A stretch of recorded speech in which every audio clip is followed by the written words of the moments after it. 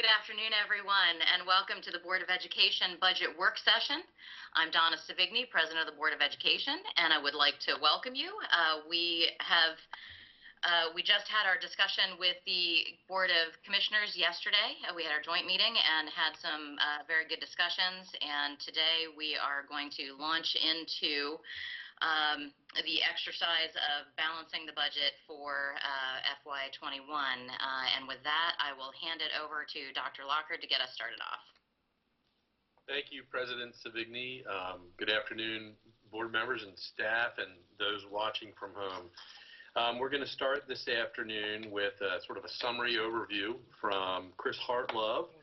Chris is also going to get into some of those state revenues, local revenues, summary of expenditures, looking at our budget sheets. Later in the work session, then we want to obviously have time based on what's been happening with the COVID-19 and the impact on the county budget, looking at our budget, the impacts there, decisions that we need to make moving forward based on the budget, as well as discussion about year-end monies and fund balance uses. So a lot to unpack and discuss. I imagine we'll have,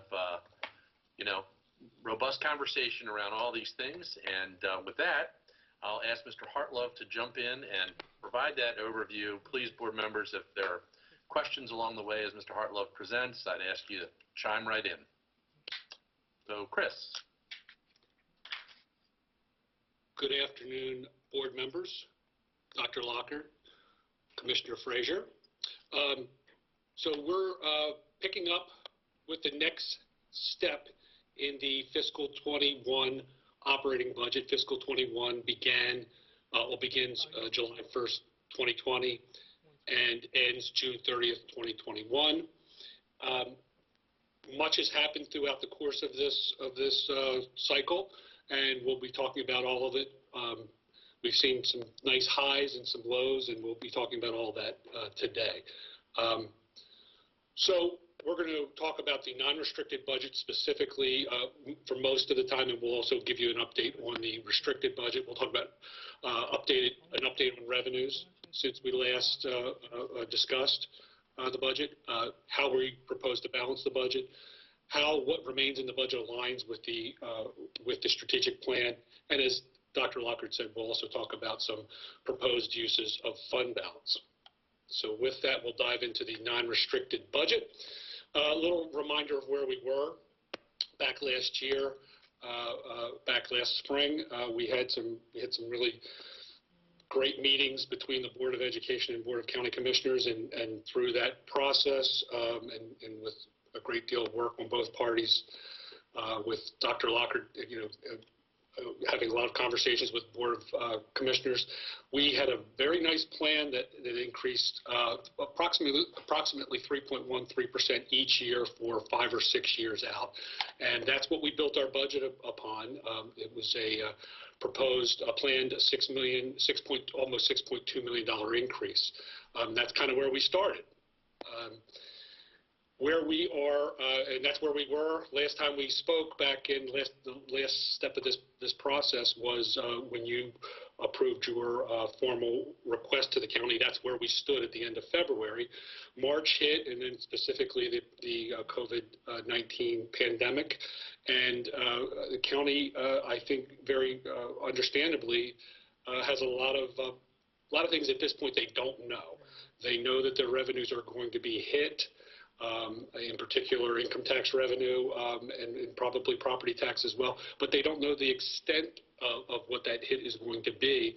So they, through their deliberations, determined to go with a flat budget. For us, a flat budget is a maintenance of effort budget, and just a little reminder of maintenance of effort.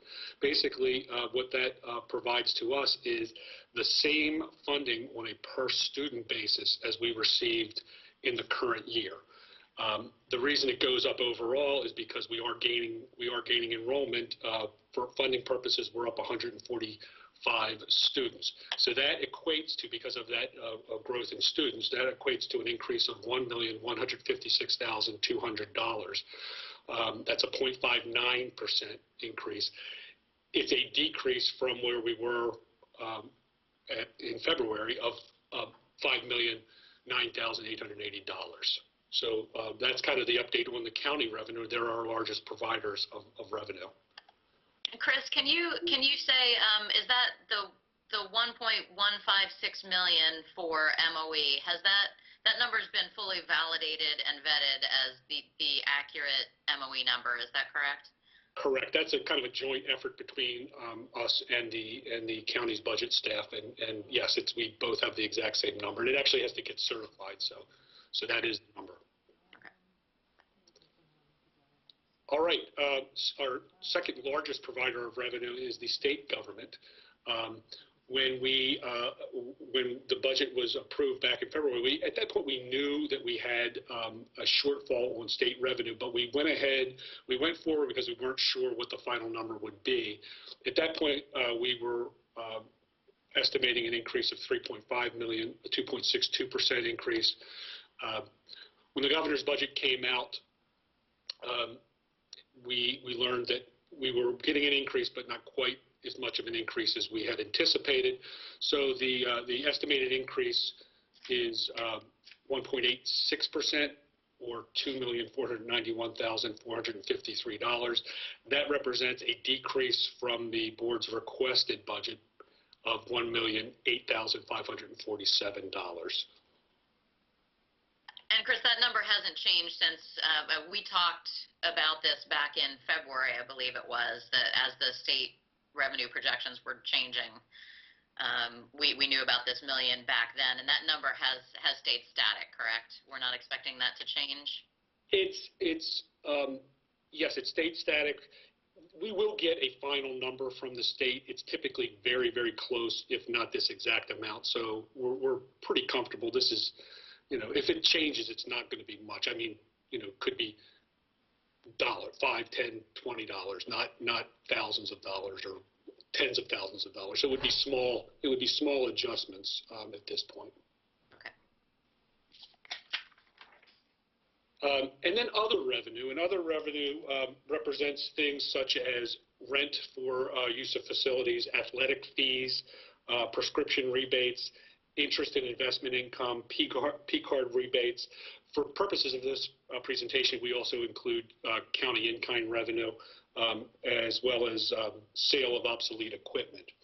When we put the budget request together back in February, we were going to assume flat revenue at that point. We did go back, as we do. The budget is an iterative process, so we're always kind of looking for other opportunities. And then specifically when March hit us, we thought, okay, well, let's really look at those other revenues and see if there's anything there.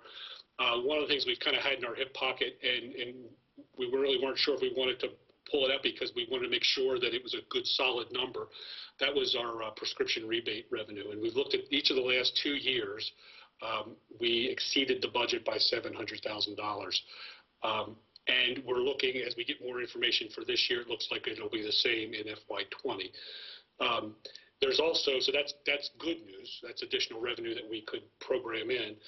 We also, because of interest rates being adjusted down to zero, we know that our bank accounts and the small investments that we do will not be producing any income in the upcoming year. So we're proposing to adjust that budget down by a little over 300.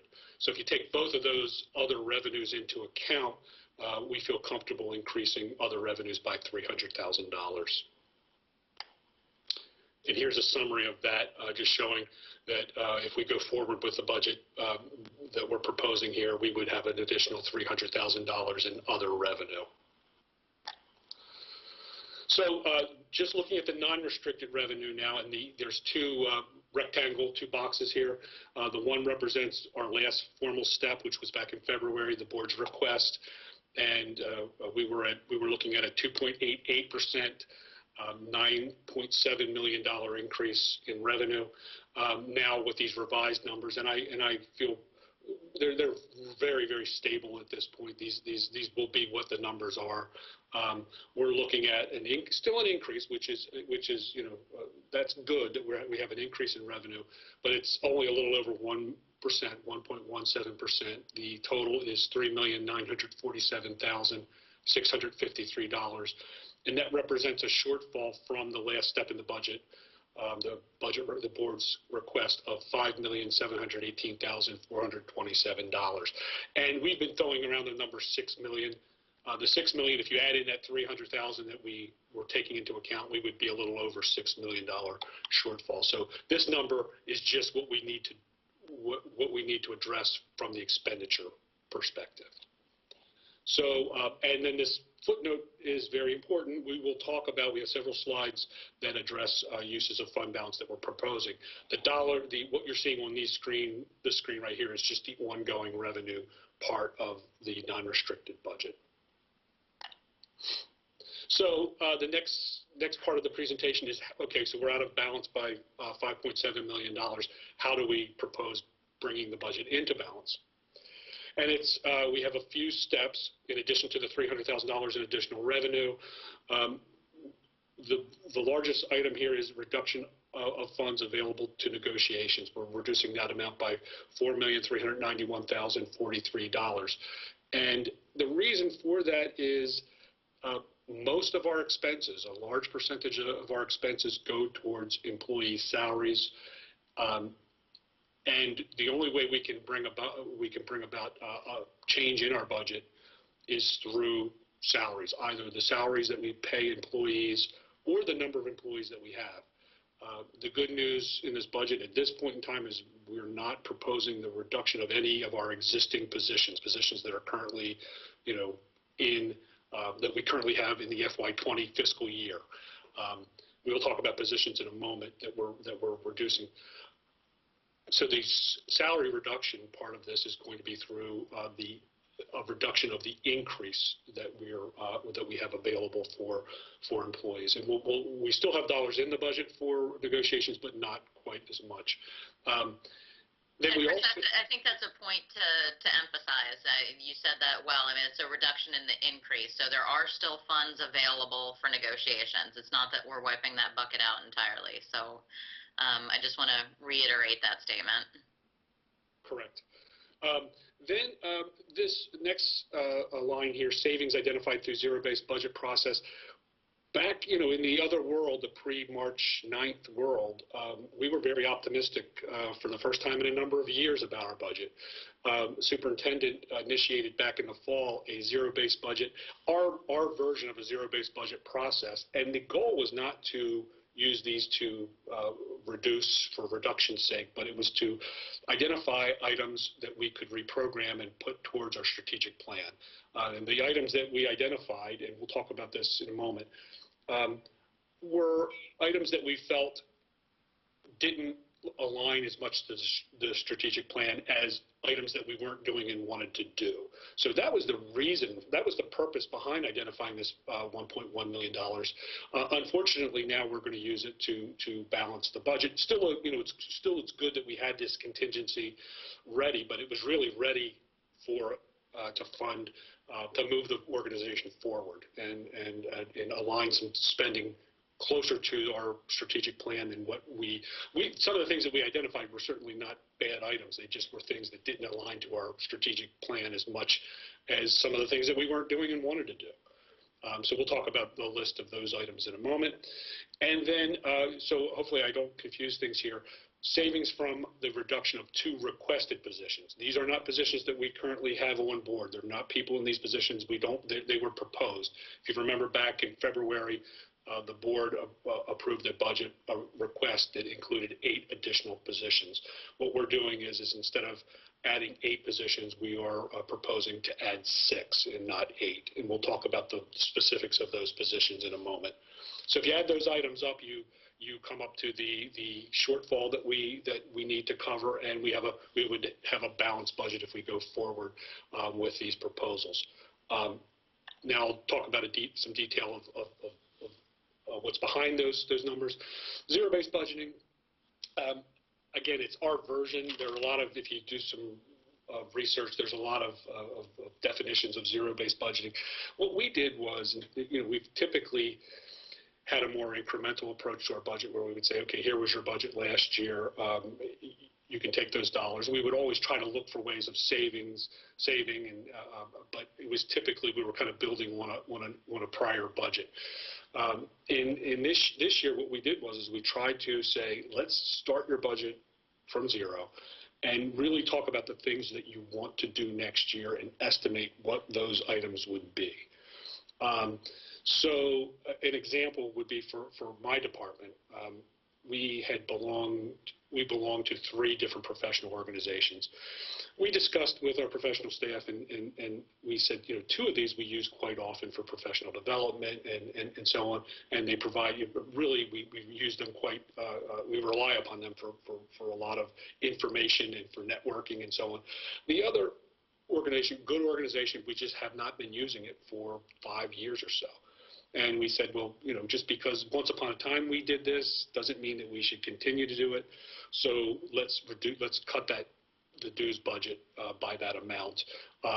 Our thought process is that has no harm to our department whatsoever. We weren't really using it. We were using it once upon a time, but then when we reassessed things, we determined that we didn't need it. So we eliminated that from our budget.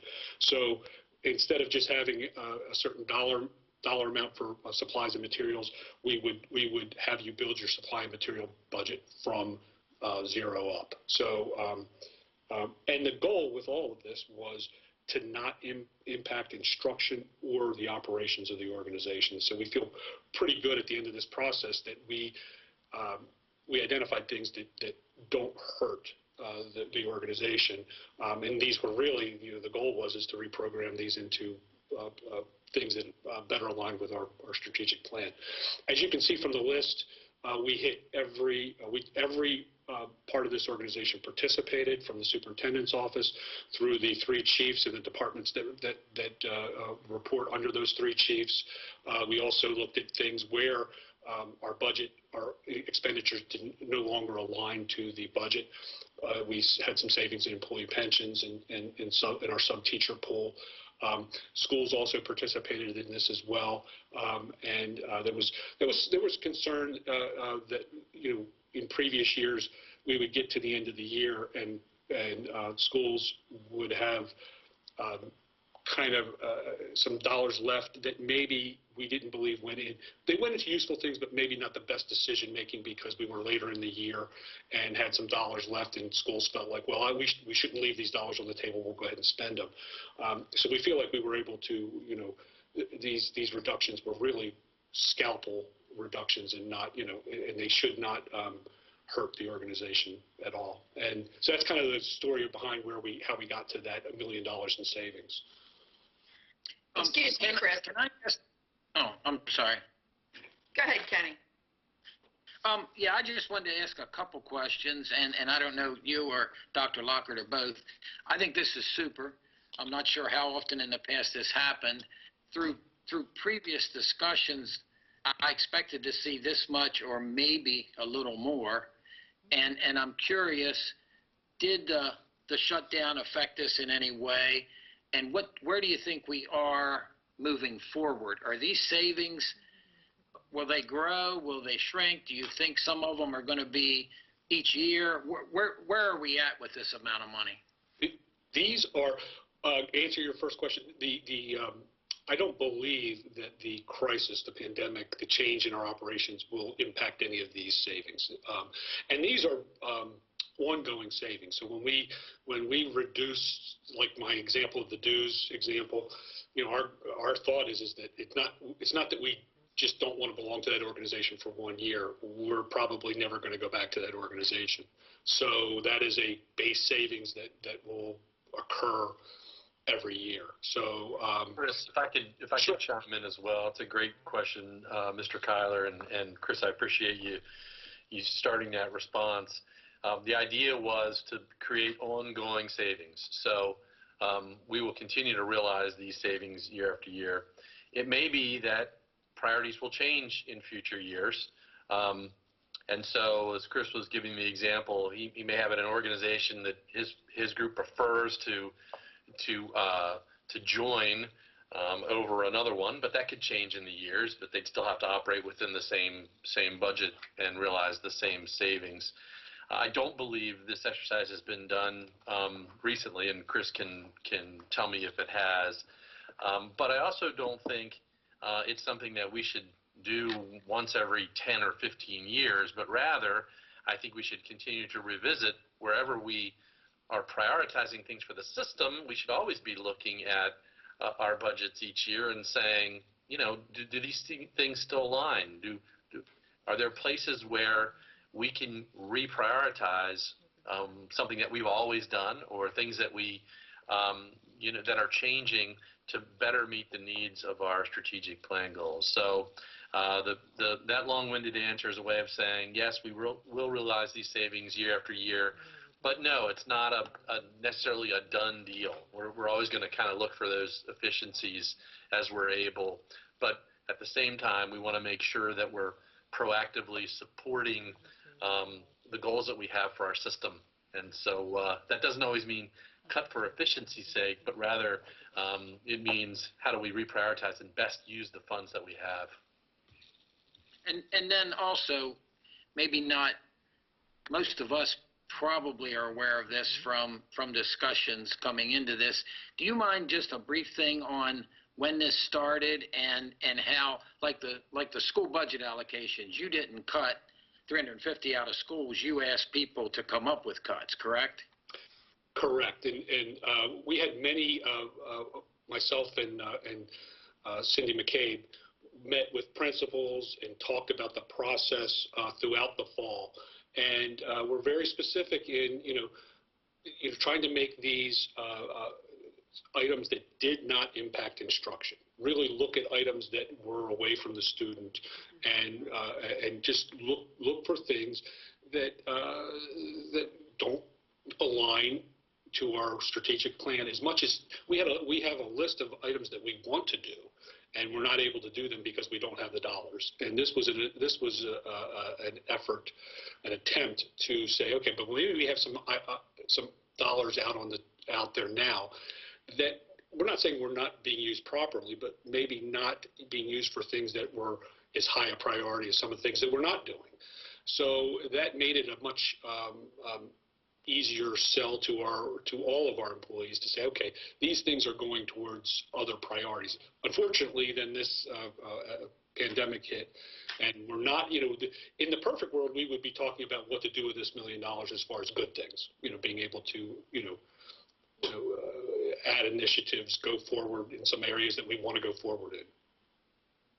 But we were holding it all along to make sure that all of our revenues hit what we wanted to hit first.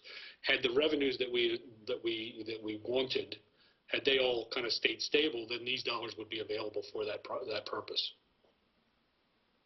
Okay, can I ask a question concerning the school budget allocations as well? Again, I appreciate the thought that, again, we're not taking or pulling money that's certainly going to impact instruction in the classroom. But I just remember as a school-based administrator, you always needed more. So, you had given some specific examples. For example, the PD dues that you were talking about for some of the organizations for your department, Chris. I'm just wondering, can you give any specifics as far as what was cut as far as school budget allocations? And then again, when I look at the substitute teacher pool, for a long while, we just heard how hard it was to get substitutes. And so, again, I see it's the 98,000, but can you give some more specifics concerning, why we're taking from the substitute pool, and some specifics as far as what are we actually cutting out of the school budgets? Dr. Dorsey, if I could start, and then great questions. If you remember from your principal days like I do, there was typically a time in March or April when you got an email that said, we're getting ready to close out the budgets, and if you have any unspent dollars, now is the time, or that gets returned. What we found in looking at the data from our schools is we typically had unspent money come, end of the school year. And so as a principal, I will tell you that I would say, well, I don't want to give that back. I'm going to forward fund some things for next year, paper, supplies, whatever it might be. And we typically had plenty of that, as we should. And so one of the things that we looked at was our history over the last many years of what was sort of our budget ledger saying for schools at that time of the year. And if you think about that amount of money that's there, $352,000 divided by 44 schools, I believe it comes out to about $8,000 roughly a school. And so now that's a little bit differentiated for high school, middle school, elementary, or alternative programs based on their overall budgets. But I'm just trying to give you a rough figure. So we work with principals to say, you know, if we took a certain percentage out of that budget that you typically get, would you still be able to realize all the things that you need to do, knowing maybe you can't buy as many reams of paper, or maybe you can't buy as many paper clips. I'm just throwing out random examples. And our principals really worked well with us. They worked with their financial secretaries. They worked with their department chairs and their team leaders and said, okay, let's look at this and let's be thinking about how can we make sure that we can do that. And as Chris said, Cindy McCabe and the directors work closely with the principals to make that happen. And we also told people we are not going to let people run out of critical supplies like paper or those things that they need. We would centrally then go somewhere and say, okay, we'll make sure. And we didn't anticipate that being an issue or that happening. So I don't mean to boil it down too simplistically. It did take a lot of conversation and people really looking at their budgets as well, but it was sort of like we talked about we did with every other department. Principals were having to really look at their budgets again and make some decisions about, okay, you know, what are sort of the bigger needs and priorities of our school. Not that everything isn't important, for sure, but we really felt like that amount of money, we weren't going to be depriving folks of, you know, the core instructional program needs that we would have. As far as the substitutes go, I'd ask Cindy or Jason maybe to chime in on that piece. So as far as the substitutes go, we looked at those budgets and looked at through the years how many substitutes were used each year at each school. And when we analyzed that, we saw that there were just a certain amount each year that weren't used. And that's how we went about working with schools on the number of substitutes that could be cut at this time. Jason, did you want to add anything to that?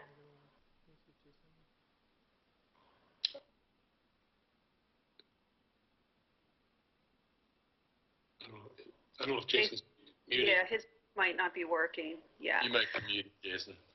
Yeah. I certainly can add to that, Cindy. You know, with the subs, there will be no impact to the classroom whatsoever. Basically what we're looking at here is we have a lot of pulls for substitutes throughout the organization, and we found that many departments had duplicate pulls of dollars for subs, and all well intentioned, but excessive amounts of dollars put aside, excessive to the tune of $98,000. So there will be no impact. We need a sub. We will get a sub regardless of what the budget is. Our determination here is let's kind of realign some of these folks that have budgets for substitute teachers and make sure that they have what they need, but not, you know, we tend to, everybody in a budget scenario, they tend to look at like, well, in, you know, this 1 year we did need $10,000 for subs, but then the other 5 years they needed $5,000 for subs. Well, they're budgeting 10 just in case we have another year like we had when we needed the 10,000, and then that tends to, if everyone's doing that, that tends to have us have a little bit extra, a little bit more than what we need. So there will be no impact here whatsoever. And I would just say that between, Pat, I think you can remember when you were a principal, between what the principals had and what the curriculum supervisors had, it was way too many substitutes than we would even want to use. Our teachers would have been out of the classroom more than we would have felt comfortable with had we used everything between curriculum and instruction and what we had in each school. And not on the school budget allocations, when we talked to principals, this was the response that we received from probably 90% of the principals was that this should not be a problem at all, and that they totally understood and kind of didn't understand why we didn't come here earlier. You know, that they were kind of wondered why we didn't do this a year or so earlier. So I think that this will be another one where I don't believe that there's going to be any kind of significant impact to students at all.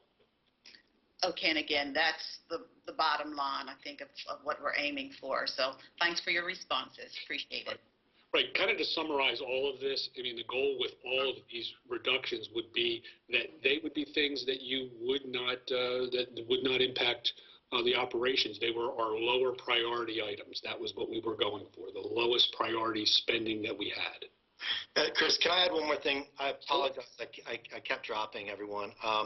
But I just wanted to share also to Cindy's point, you know, we are looking at how it is that we're going to be building capacity of our teachers as well. And a lot of the dollars that you see specifically in the Chief of Performance dollars, those were historically substitute dollars also offered for professional learning. So we also looked at that and how we're going to be conducting business in the future where we're not pulling out teachers out of the classroom so often. Okay, I will move to the next slide then, and if that's all the questions on that. Certainly can come back to it if you have other questions. Chris, I'm sorry. Could I ask? Sorry, I was on mute there for a second while I was trying to ask a question. On the employee pensions, the close to $300,000, can you give it just a real quick idea of what that is referring to? That's an alignment of our actual expenditures to our budget, and we as we absorbed over the last several years back, a few years back, the teacher pensions that we now pay, there was some confusion about how to budget for that. We didn't get good guidance from the Maryland State Retirement System, so we found ultimately that we were over budgeting for teacher pensions internally.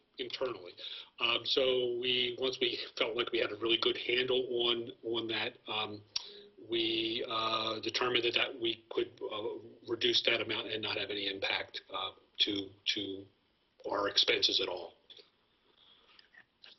I know Ms. Herbert was chiming in at one point. I just want to circle back and make sure she didn't have a question. No, I didn't have a question, but I just wanted to say to thank you and your team for doing this wonderful job of zero-based budgeting.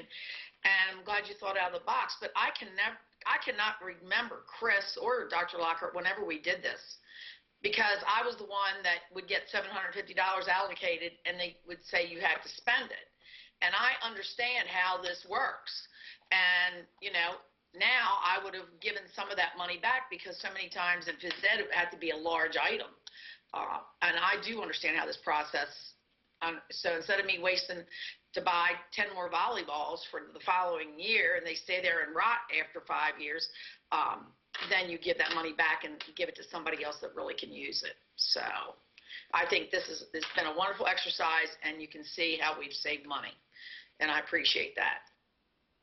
Yeah, totally agree, and especially from the way that you stated it, Chris, where you know, none of these are going to impact students in the classroom. I think that's one of the really key things to note, and that should always be what our eye is towards as I think we should be doing this type of exercise every year, aligning all of our expenditures to the strategic plan and our key priorities. And if we can find these types of things each year, this is a great exercise to go through and really just make sure that we're putting our money where our mouths are with respect to our priorities and the strategic plan and the system. Can I chime in? Can anybody hear me? Yes. Hi, it's Commissioner Frazier. I'm on my phone. I don't have all the paperwork in front of me, but I have to say, I'm surprised how smooth this process has gone so far. I really appreciate all the work that's done by the school system I thought we'd be going back and forth a little more, say, adversarial. Then it's working tremendous. Really, really nice job. Thank you for the hard work. Thank you, Fraser. Okay, so we'll move on to the next item, the next slide, and that is the reduction of 2 requested positions. We had requested a school psychologist and an on-site technician. In addition, we also requested 6 special ed resource teachers. The 6 special ed resource teachers are remaining in the budget. These 2 would be reduced from the budget, the school psychologist and the on-site technician. And Dr. Lockard, can I make a distinction here? So this is your proposal. Right. So Of the 8 positions that we originally were requesting, we're now saying, okay, you want to take that down to 6, and you're proposing that the 2 that come off the table are the school psychologist and the on-site technician. So that's your proposal, but that's certainly up for discussion. that is absolutely up for discussion. And what I tried to do was to say that, you know, the 6 special ed positions that we'd like to add, that fits into the budget that Chris had originally shown you at the beginning. The other 2 positions, not that they aren't important, and I think we can have some conversation throughout this work session. You know, yesterday when we were working with the commissioners, I said that I'm not opposed to using fund balance to fund positions temporarily, but I don't want to put positions into schools and classrooms specifically and then have to take them away. Special ed teachers, and we heard that loud and clear this year, and we'll talk about our special ed staffing plan a little bit later this evening in our regular board meeting. It is an area where we believe we need the additional support. We've been talking about that all year, and so those are school-based, you know, quote, classroom kinds of positions. Our special ed numbers are growing too. And so, you know, I'll let Nick get into that later on. I think we could have some conversation, and again, this is for the board really, about, you know, we still have a need for school psychologists and still have, we're going to exemplify the need for technicians as well. But I think, you know, one of the ways we could accomplish that is looking at that through fund balance as some of these are roles where we need to get from point A to point B, and particularly like the technicians, not going to have as great of an impact later on should budgets not recover and not move forward, that we might not be able to include those in operating budgets. So I just throw it out to the board. This isn't, we're putting out some food for thought here, but we really want the board to wrestle with this and give us some feedback so we can make the best decision for our system moving forward. Okay, so that is kind of how we bring the budget into balance. We'll talk a little bit now about what is actually remaining in the budget. We talked about this a little bit earlier. We still have dollars in the budget for competitive salaries. We can't get into the details because collective bargaining is ongoing. But the budget going forward still has dollars in it for competitive salaries, and that aligns to our strategic plan. And then we just talked about this a moment ago. The budget would also leave in the 6 special education resource teachers. They're under Pillar 1, and they're added for consideration to meet the needs of students, in particular with IEP plans, or IEPs. So that is the budget, kind of where the ongoing budget. And any questions about that? Because the next we're going to shift to talking about fund balance after this. So we certainly can come back, but this is a good kind of good break point here. So board members, do we want to stay on operating for a few minutes and talk through, okay, if we agree with the proposal and or if we want to make any modifications to it before moving on to fund balance, or do we want to just go all the way through the presentation and do it all at the end? I think now's, like Chris said, now's kind of a good stopping point if we wanted to stay on operating.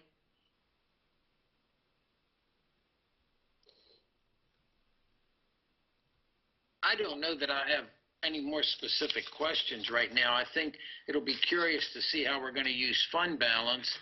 And then I think we have some tough decisions to make on, do we need to have another meeting and look at this more, or are we really done and ready to say this is it? Make sense? It does. I think the only one additional thing that I would want to bring up as part of, thinking brainstorming, right, in terms of operating dollars that are available, we had talked about, so we can talk about the number of positions and which ones we think we might want to keep in versus the two that we want to take out to balance the budget. But so we can argue over which ones we think we should keep in, but that doesn't necessarily change the dollar amounts, correct, from a budget perspective? Yeah, there are. It doesn't change it too much. I mean, the six resource teachers are a little less expensive than the other. Well, specifically the school psych. I'll get you the numbers. When we get done the presentation, I'll pull up my spreadsheet. It's not much. So I think if you wanted to swap position for position, we probably could do it that way. And we've got some moving parts. Dr. Lockhart, like you had said, we're talking about the special ed staffing plan at the board meeting tonight, and I definitely have some questions on that, and this will potentially impact some of this discussion. But I also wanted to talk about just trying to think a little bit outside the box, right? I think we're all in a place where we understand the need for these 6 special ed resource teachers, and we want to try to get them into the budget if at all possible. But I think we also have to talk about what does that mean about potential reallocation of the regular ed teachers. Is there anything there? It looks like we're increasing our special ed student counts by about 125 from last year, if I'm recalling that correctly from the staffing plan that we'll see later on tonight. So does that mean that, okay, so we definitely need the special ed teachers in order to help out with those increases, but does that mean that there's anywhere that we can find some positions within the regular ed classrooms to reallocate those rather than adding positions? It might potentially mean a slight increase in class size across the county, but that would be very minute. And I'm not even proposing that that's something that we do. I just want to talk about it in the spirit of brainstorming, right? Like put all potential ideas and options on the table. So I can speak to that a little bit as far as the general education classroom positions. As we've been staffing over the past couple of years, our class sizes have been inching up a little each year, and so so we've gotten to the point where, because our enrollment plateaued and is now increasing a little bit, we don't have the wiggle room that we used to in order to look at being able to pull positions from the general education classroom. In fact, I met with the school directors, elementary, middle, and high, and we went over staffing in great detail last week and the week before to look for just that. Were there any places that we could get any FTE from based on enrollment? And we came away empty-handed. That we really needed all of the FTE that we currently have for classroom positions. But I appreciate where you're coming from, because that's what we do every year. We sit down and look at that and see, what are our needs, and we go through each and every classroom, from elementary all the way through high school to look and see, is there any wiggle room? And we just didn't have any this year. Okay. And I think that Cindy, am I right, if we're looking at the class size reports and then the information that's embedded within the Educational Facilities Master Plan, we can see some of those situations at the school level and at the grade level? Yes. Yes. So we can potentially walk through that a little bit later in the board meeting as we're looking at the EFMP? Sure. I mean, I think what we see is, there are a lot of situations where, let's say even at the elementary level, where you may have, four teachers at a grade level or 5 teachers at a grade level, and you feel like you can maybe pull one, but you pull one, and in doing that, you make each class size go up way too much. For instance, if it's a first grade classroom and you think, okay, maybe we can pull one out, then you're looking at class sizes over 30, or you're looking at class sizes in first grade that are, 27 students, 28 students, and you certainly don't want to do that in first grade, especially starting the school year, knowing that more and more as the school year begins, we get registrations, all through the month of September. So we just have to be really careful and look at the class sizes that we have now and allow for some bit of growth that will happen as the school year begins. Cindy, I kind of had a question regarding that too, and I'm sure we can probably even go into this further later, but I think as we start planning for potentially going back in the fall, like one of my main concerns is regarding the behavior level we might see in the younger kids too, because of the epidemic and being home and lack of structure in the classroom setting. So I think that's something we need to keep in the back of our minds as well. Sure, and we haven't staffed due to that particularly, but I do think we need to continue to keep in mind that we want our primary classrooms to be, less than 25 students in a classroom, because when you get more than that, and you're already dealing with the social emotional piece that we are all very aware of and we've been talking about for the last couple of years, it really makes things hard on teachers and students as teachers are trying to meet varying student needs. Okay, I would like to comment also about those 6 positions.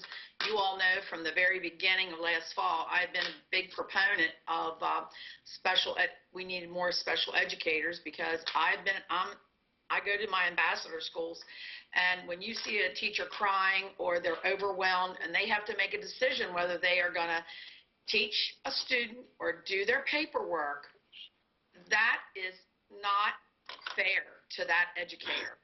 And with that increase of over 100 students, we definitely need to keep those 6 in there. To me, that is definitely, we need to keep that.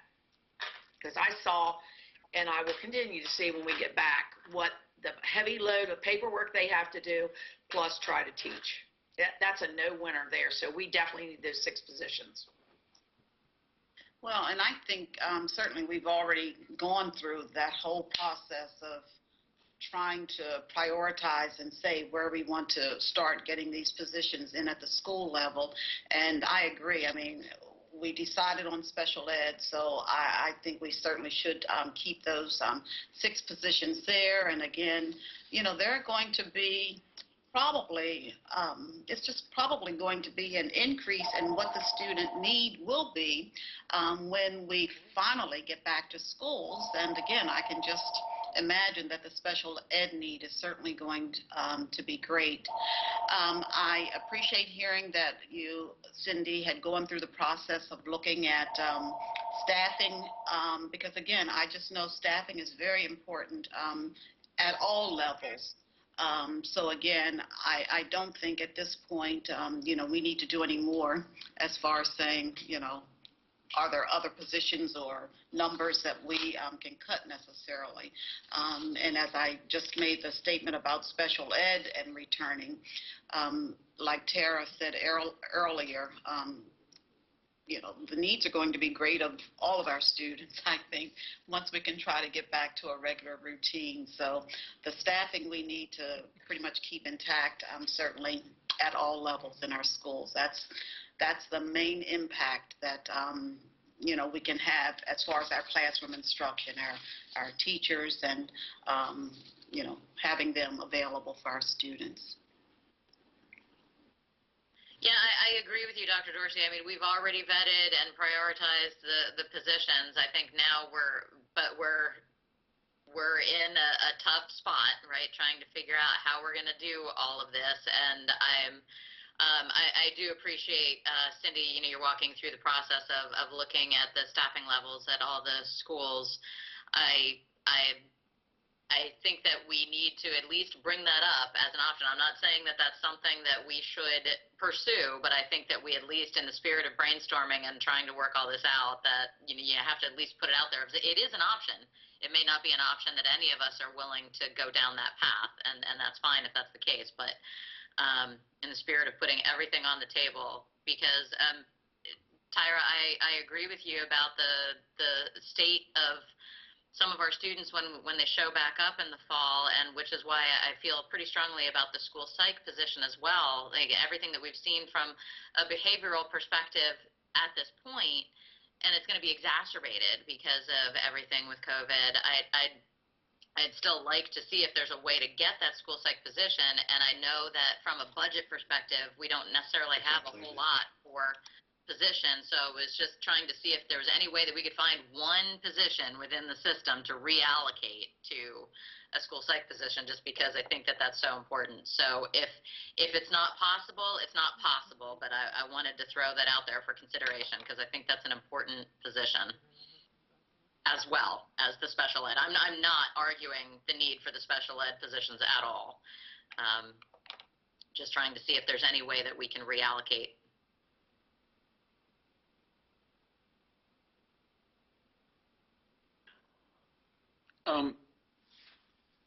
Also, I agree. This has been great discussion.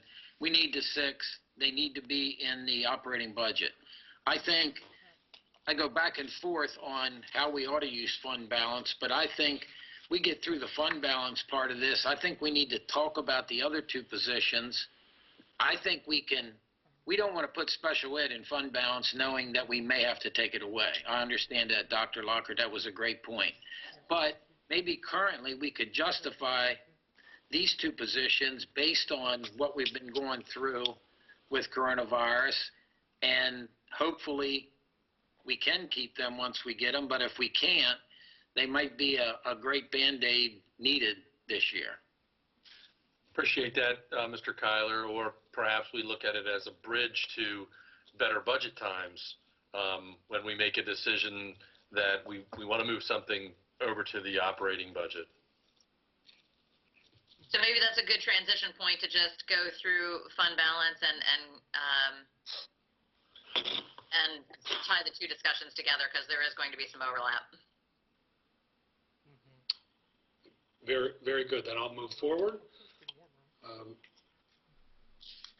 Use of CCPS fund balance. Before we get into the uses, just want to show you where we are as of our last audited financial statements.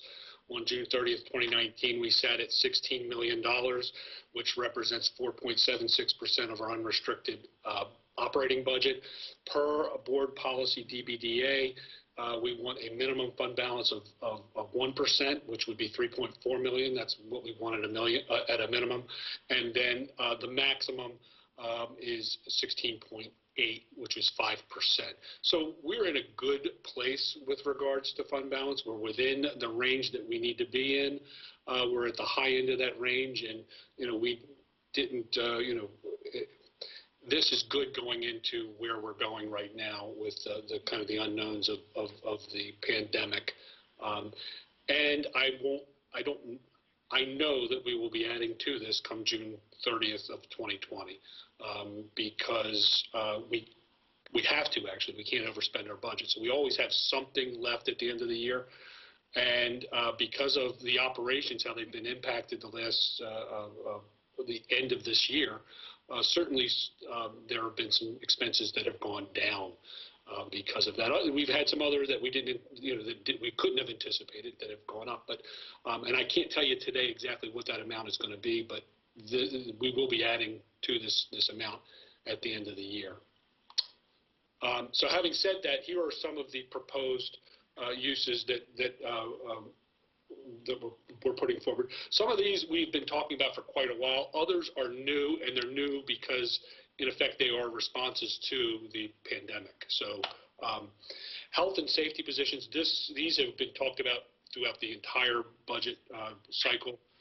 Coordinator of health services, coordinator of school security, teacher specialist for substance abuse prevention. We estimate the costs to be $350,000 and $350,020 for FY21.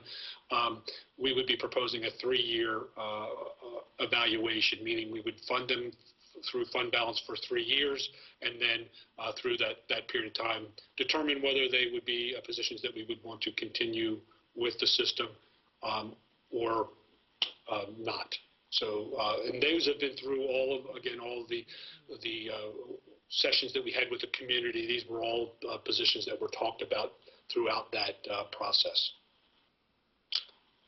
The next item is local CIP projects. We did this a few years back where we took some dollars that were in our fund balance and we moved those to some CIP projects. And what we're doing here really is we've, through the Great Recession, in the response to the Great Recession, the maintenance budget was pretty much brought down to minimal amounts. So what we've done is we've moved money into CIP that will allow us to do some of these smaller projects. That's the infrastructure renewal item, the 2.5 for infrastructure renewal. School security obviously is also a big item these days, and there certainly are costs associated with school security for equipment, cameras, also some smaller modifications to buildings that have to be done, to entranceways and so on. So those would be covered through the school security dollars.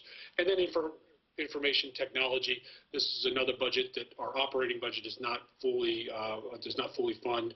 So this would be more for infrastructure types of items for servers and routers and those types of things, switches, and so we would be moving a total of, or proposing a movement of $4 million.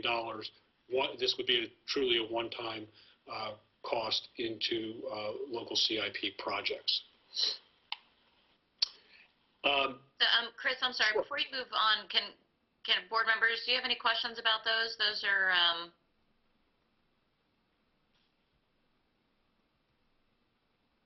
the FY21 one-time cost, the $4 million. Chris, could you give a little bit more background on that again about what exactly that entails? It entails, okay, these are projects that we currently have in our CIP, and we're taking dollars from our fund balance and we're moving dollars in to fund those. It's a one-time use of fund balance. It's actually a very good use of fund balance because it doesn't tie us to anything in the future. Infrastructure renewal is for smaller maintenance projects, not and sometimes I think they turn into larger projects like the Westminster facade, so it can be that type of thing that's not, that kind of comes about, so that's what that is for, as well as much smaller projects than that. School security, again, there's always a potential need when we're talking about school security for smaller changes to buildings, the entranceways, also cameras and that type of equipment has to be updated. And then information technology, we're talking really about infrastructure. This is not for replacement of student computers. This is more for we need to update our servers.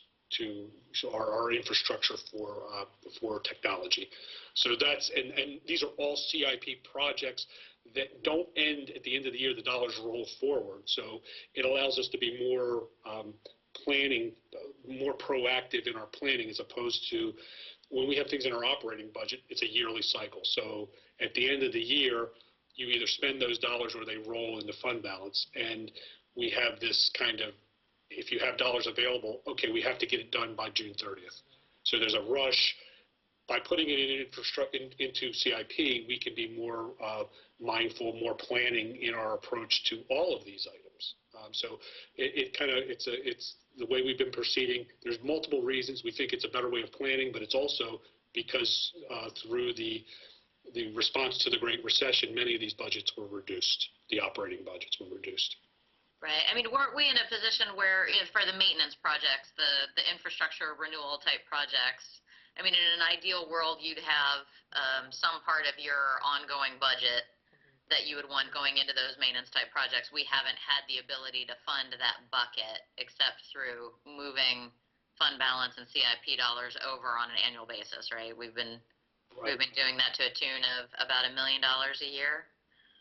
Not every year, but we've certainly every year, but periodically. And to your point, President Savigny, this basically is how we've made a decision to operate now. So about 10 or 11 fiscal years ago, Chris might be precise on that, I think 11 fiscal years ago, there was about $2 million in the operating budget for maintenance of schools. So this is sort of everything short of a new roof replacement, a new HVAC system up through modernizations. All that stuff is what you work out, like yesterday in your conversation with the commissioners.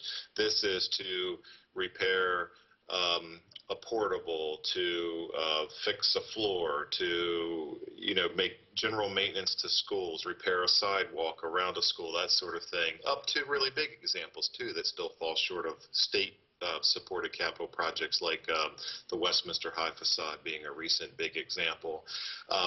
Over the years, that $2 million was removed over time, to the point that in the year that Dr. Lockard arrived as superintendent, in the budget he inherited, we had removed the last $400 and some thousand dollars out of Mr. Prokop's line item. And so we committed in this way to trying to maintain our buildings by periodically, not necessarily annually, but periodically moving money with your approval from fund balance into these local CIP projects. And so you don't have to do this, but this is sort of how we have been operating, and we don't have this is how we're operating. So if we don't want to do this, we'll have to figure out a different way to go about that type of maintenance of both buildings, security infrastructure, and technology infrastructure. Yeah, I appreciate all the discussion, and I think it all makes sense that that's the way that we're operating now, but we just need to fully recognize that being able to fund these projects is predicated on the fact that we have a healthy fund balance from year to year. So I think we just need an understanding of that as we roll forward. Absolutely. Okay, I'll move forward. From there, the next item we're talking about is supplemental technology support staff. And this is something we've been talking about for a number of years, but really the pandemic, the COVID-19 pandemic has really brought this to the forefront. We have this influx of technology needs, which we've had for a while, but certainly the last weeks and a month or 7 weeks that we've been doing the virtual learning, it's really made this even more obvious that we need more technology and folks to support that technology. So what we're talking about here are 3 technology support folks that would be in the IT staff, and then 2 on the information technology support side, more in the curriculum area, and they would be there to supplement and support distance learning. We would evaluate this annually, and we estimate the FY21 cost to be $350,000. And I just have a question. Currently, we only have 3 technology support folks. Yeah, that's correct, Dr. Dorsey. This is Jason. presently right now we have 3. We have 2 individuals that are in a coordinator role and 1 teacher that's only actually with us during the school year. And those folks have been primarily responsible for the amazing work working with our IET team and Gary Davis's team to make sure we're in the place where we are right now during the current circumstances. Okay, I'm sorry. So are we saying that we want to create 5 positions? Correct. These will be 5 new positions, and really we see this, the influx with, we'll talk about it in the restricted area, the influx of, for instance, the dollars for CARES going to, that we're going to be programming towards technology. The dollars that we're going towards technology, we're trying to match with folks to support that influx of dollars. And the thought is when those dollars, if those dollars kind of go down, then we may not necessarily need the staff, but while we have this influx of dollars to support equipment, we need the people to support it as well. So that was kind of the logic behind funding it. And similar in the ongoing budget, we did, at least at this point, we were proposing to reduce that the technician from ongoing funding. So it's also kind of helping to backstop that loss as well. Is there any chance of that was one of the questions that I had was, can CARES money cover any of this since it is related to distance learning? But I also was curious to know, are we proposing that these are contract positions, that they'll only be for 1 year or 3 years and then they potentially go away? Or are we saying that these are ongoing positions? They were ongoing positions, the way we're looking at them right now, yes. But not indefinitely, because they're coming out of fund balance. And so I think they would be ongoing to the point where we said, now it's time to stop. The way I see this is we need the tech support to get a job done. And we need the instructional technology to help get the professional development and all that comes with. We have a skeleton crew there, and they've been doing miraculous work. It's just been amazing. But I'd like to get ahead of that curve a little bit. I know we're not going to be in this mode of operation, hopefully, for very much longer. And now is the time to provide that support, to build our own capacity so that, forget about pandemics, that our teachers and students can access the technology on a regular operating school day in their classrooms, at home on the weekends or in the weeknights, whatever it might be. I'm thinking beyond pandemic here. Certainly would help us if we have any kind of continuing issues. But I want to capitalize and build the capacity of the system over the next couple of years. I don't look for these to be, and again, the same thing I think is if we're thinking about fund balance here, we would evaluate that each year and say, do we need to continue or not? If we need it for another year, I would say we continue it out of fund balance. If it's something we say, hey, we'd like to have this on a more permanent basis, then we prioritize that with everything else we think about in our operating budget position-wise. But I think we have more flexibility here because these aren't necessarily tied to a one particular classroom or one particular school. They're more systemic in effort and sort of like I appreciate your question, Ms. Savigny. Is this a contractual? I guess in my mind it sort of is contractual in that it's not forever, but it's based on the needs of the system. And we would decide as a board each year, is that something we want to put into an ongoing operating expense, or is it something that we've realized what we want to do, and we're going to move on to a different priority now? Dr. Lockhart, might I add a slight bit to that? Please. Okay, so this is sort of a new discussion, and it's kind of COVID related, but it's also, our thought was this is some of these changes that maybe were accelerated by the pandemic may be how we're going to kind of get a little faster on moving in certain directions with how we deliver instruction and materials of instruction and that sort of thing. So because it was a new discussion for you, our thought was just to start with the 1-year number. If it's something you wanted to do, certainly as a Board of Ed, you do have the fund balance to say, well, we don't want to just take 1 year look at it. You could make a 2 or 3 year commitment like we suggested with the other positions you had been talking about. So if you wanted to define a pilot period of more than just this first year, you certainly could do it. Our other thought was in sort of the same line of Dr. Lockhart's the statement he's made several times very eloquently, that he doesn't want to use fund balance for positions in classrooms directly in front of kids. These are all positions that the 2 instructional technology support specialists, most likely no one would get riffed here. Those people would most likely be certificated and could return to an available teaching position if after a year or 2 or 3 or whatever period of time. Mr. Davis, for the technology support positions, I might be a little off on this, but I believe the last time I looked, how we're staffed now for technicians per schools, we're something like 75 FTE below the recommended MSDE ratio. But he does have some existing positions, and there is, some normal attrition or turnover in those ranks. And so the 3 FTE here most likely could be reassumed. The people wouldn't necessarily be riffed out of a job at that time. They could be reassumed through natural attrition back into the available positions that are set in the operating budget each year. Yeah, and President Savigny, to add what John just said, I mean, these individuals that we're speaking of as far as the instructional technology support, these individuals, as John said, could potentially go back into the classroom, and quite honestly, they would be even more prepared than most, and that's exactly what we want to do. Most importantly, what we're talking about in regards to our vision of moving forward as a school system, they're essential. We have 3 individuals that are trying to serve nearly 2,000 teachers right now. And the reality is where we're going with our strategic plan, where we're going with our instructional technology plan, to have a couple more people to support us with that lift would be paramount at this time.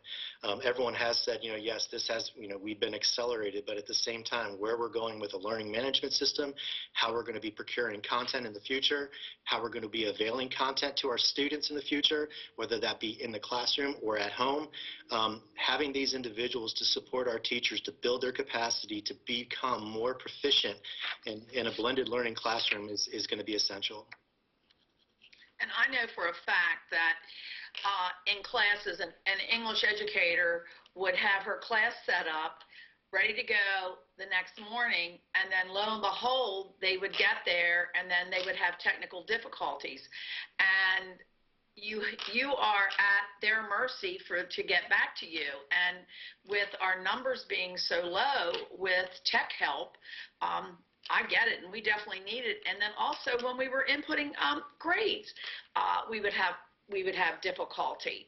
And I think with this support staff would be wonderful. And also with us doing more virtual education, we're going to need these positions. And I agree with you, Ms. Herbert, and I appreciate the comments from Jason and John both about this. I think it needs to be thought of in a broader instructional technology plan, and I think that all makes sense. We definitely need more support, but I'd like to think about it in terms of contract positions rather than FTEs, right? Because Dr. Lockhart, you said that these would be folks to help us get a job done.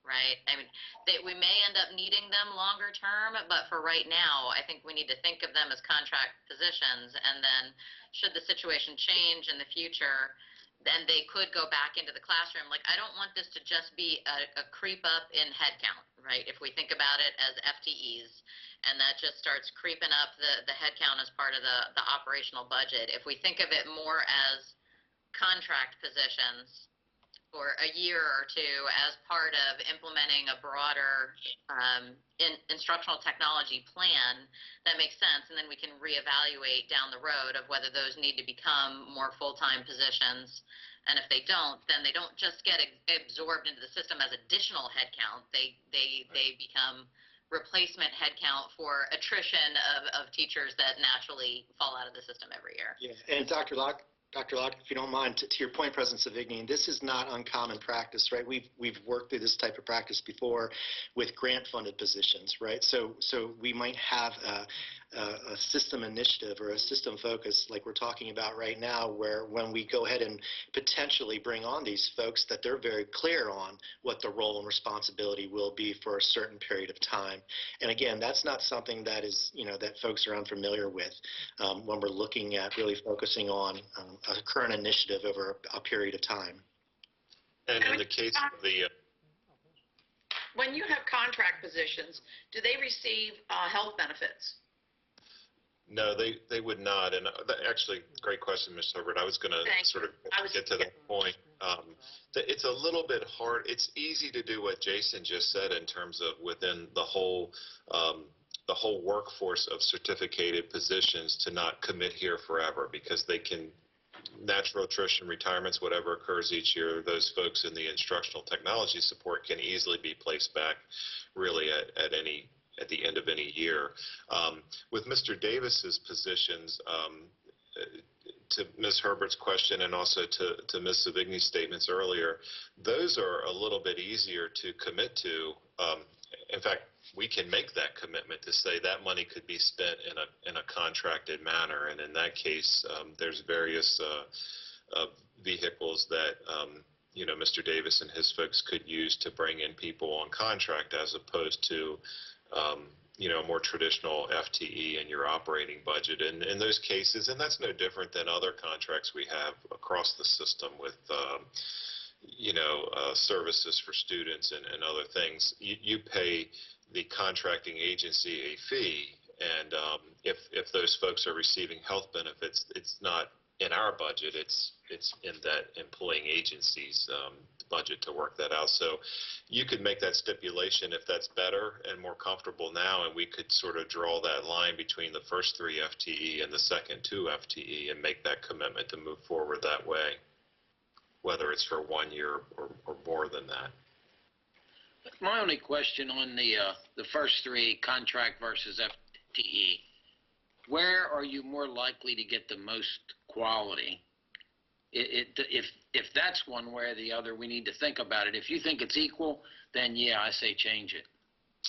Well, it's always, Mr. Davis would be the first to probably cringe at what I'm saying, and he would take the FTE in a heartbeat if you could give it to him. But if it's all or nothing, then what it does give is an opportunity to work with people, with organizations, see how they are, and then if attrition happens in the budgeted FTE, then sometimes those folks can apply and become employees over time.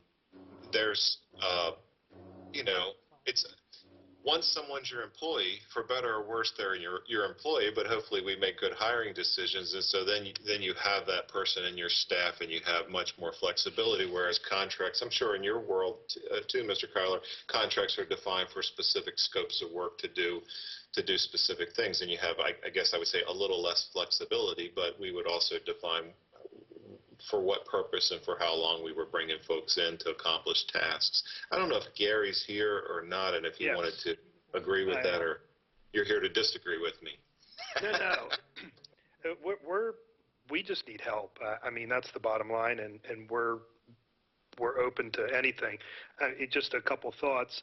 In the meeting later tonight, you'll see that we do have turnover occasionally. It happens in the IT area, especially with some of the younger folks, get experience at a place like ours, and then they move on to higher paying jobs. There's a lot of competition in our area for IT jobs, so we tend to lose some of those folks. So there will be a replacement. So even if they were full-time positions that were a year to year, there's always the possibility that if somebody left, that we would move one of those into a permanent FTE. So that's not as big of a concern. There's pros and cons of the FTE versus contract.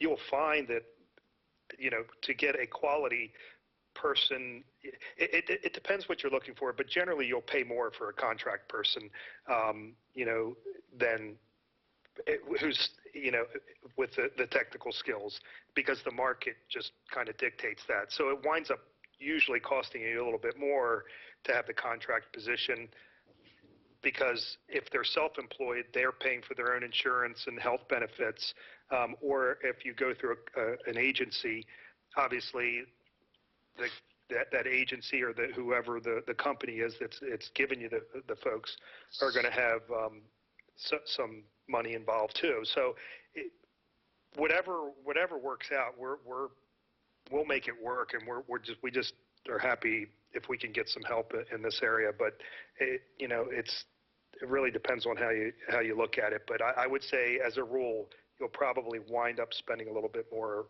on the contract route, but it gives you the flexibility. And they don't have to actually be contract employees. I guess what I'm saying is more like the concept of a contract employee, that, okay, we're going to reevaluate every year and decide whether these positions are still needed and how they fit into the bigger picture of the strategy. And if we want, I think it's great that they would be certificated employees that then could roll into the classroom to cover the natural attrition that we see there. That I think that's fine, but I think that we want to look at it from a contract employee perspective of doing an annual reevaluation in terms of a bigger tech plan. Does that make sense? Yeah, and that makes sense to me, because I don't think that's an issue, because I know we've done that with grant-funded positions. We've had grant-funded positions where, the grant runs out, the person knows that they're in a grant-funded position. I know that tends to happen more with the certificated people that can then move back into a classroom. But if that's the understanding, I think, I think you go into it and knowing that there is turnover, and I guess that was my earlier point. Someone taking one of these positions, knowing that it's an annual thing, the motivation, they're going to do a good job, so that if there is an opening in another position, we could technically move one of these people into the permanent position. So, either way, but I understand your concept, and I get it would be a year to year, let's look at it kind of thing, depending on what the budget allows. Right. I mean, that's really the only way that I could personally get comfortable with using fund balance to pay for these positions. I think if we structured it that way, then okay, we can think about that sort of use. Board members, any thoughts? I agree with you, Donna.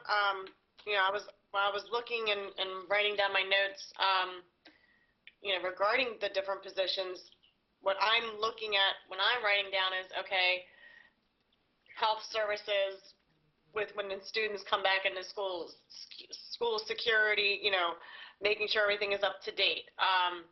Substance prevention, we're going to have, we still have an opiate epidemic. Even during this time, we still have that. Tech support, we need that, especially with the distance learning, making sure everything is smooth and transition. The teachers are able to do what they need to do. So I'm keeping in my mind that these are things that we can reevaluate. They particularly may not continue. I think it would be as in need basis. That's what I'm keep processing in my mind, that we'll just reevaluate every year and see how we go from there.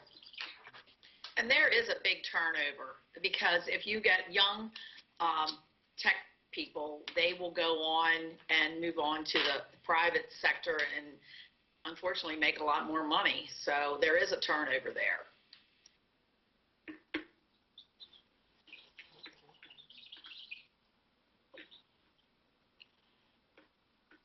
Okay, do you want me to move forward? I think we can probably, board members, any other comments on that, or do we want to move on to the next section? I guess let's move on, Chris. All right. So the next two items are, they're similar. They're not the exact same item, but they're similar, and they are both in response to the pandemic. Instructional recovery. We know we're looking at a summer learning recovery program. and we're looking at putting aside $962,487 to cover the cost of hourly staff for our virtual summer program. The reason we thought to do it now is because we're still developing what that will be, and certainly the folks on the instructional staff side can speak to this in more detail. But we didn't want to, once we develop this, then have to come and do a budget adjustment, which would have to go to a board meeting, which then would have to go to the commissioners for approval. We know we're doing this, and we know we need to put a factor into the budget to do this. This is truly a one-time item in response to, we believe our virtual program is working well, but obviously some kids are not getting what other kids are thriving. Some kids may not be doing quite as well, and this is to kind of help those students out.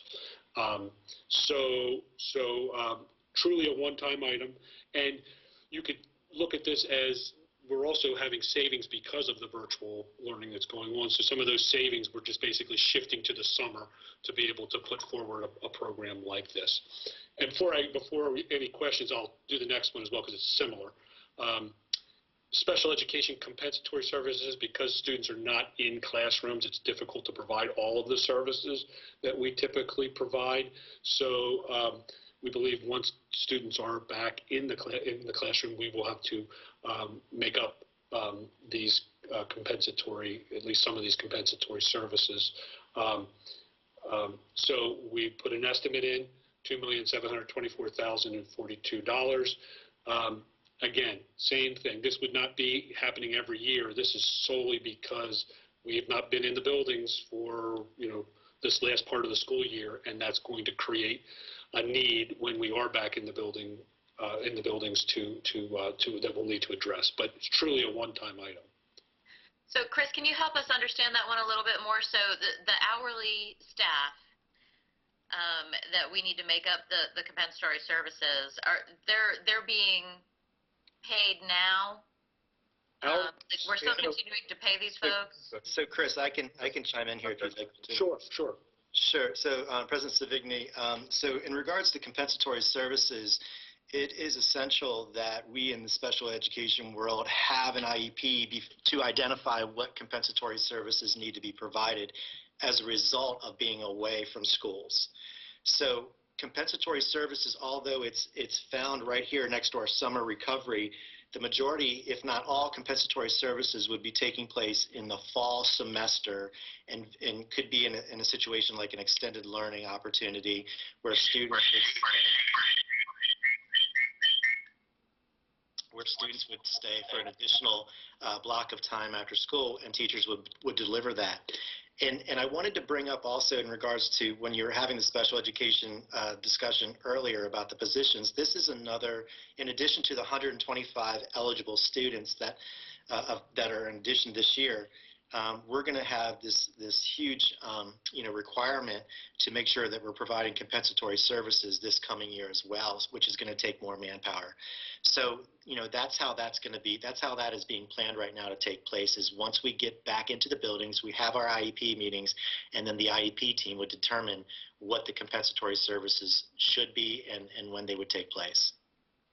And Jason, if I could just add to that slightly, we do know for our own employees, teachers, speech language pathologists, any of those licensed professionals who work for us, your negotiated agreements contain standard rates for the amount of money our employees would earn if they had to work beyond the standard duty day in the evening or in the summer as well. So for the recovery learning, there's set rates in the contract, so we know what the baseline of pay would be for those things. And then especially more for the special ed services, if it's not going to be our employees in every case providing the service, Mr. Shockney and his team and Jason know that there tends to be standard rates we're paying to those contract providers in those cases, and so we're able to do some baseline estimates to come to these numbers. And the only thing I'd want to add to what Chris said is actually two things. First of all, Chris is being modest as always. It was Chris who came to me and Cindy, Jason, and Steve and said, hey, this really probably needs to be a discussion now, because you can't wait till you're ready to do the plan and then and then make it happen right away, because you'd have at least a 60-day, or maybe less than that, but a 30 to 60-day lag time to get the budget adjustment through the Board of Ed, and then the commissioners, if you need to be ready to move out the plan once you can, once the conditions are right and everything's set. So a lot of credit to Chris for making us aware of that, making sure we're having this discussion. And then the other thing is, there's no ultimate loss to you, the Board of Ed, here. If these estimates, if we've overestimated slightly, for instance, then that money would just be something you're dealing with at year end next year, and it'll either be an appropriate year-end expenditure that, just like you've already been talking about tonight, just next year, or it would revert to fund balance if it's not part of a different year-end expenditure. So for us to bring these best estimates that we can and allocate now through this process, if you approve, it's not funds lost to you in the long term. Yeah, thanks. So help us understand if these are expenses that are going to be incurred specifically because of the COVID-19 situation. So these are going to be costs out the door directly related to COVID. So is there any CARES money or anything that we can try to get at a reimbursement level for these? I would think, I think what's happening with this is these are things that we're also saving dollars on. So it's potential that we could use CARES dollars, but right now we're not. The savings that we're gaining from not doing these services, we're basically saying we're going to roll back into covering these services. We certainly could use the CARES dollars, but I think you'll see in a later slide, we have thought about the strategy with those dollars is to use them towards technology. But I believe CARES could be used for this.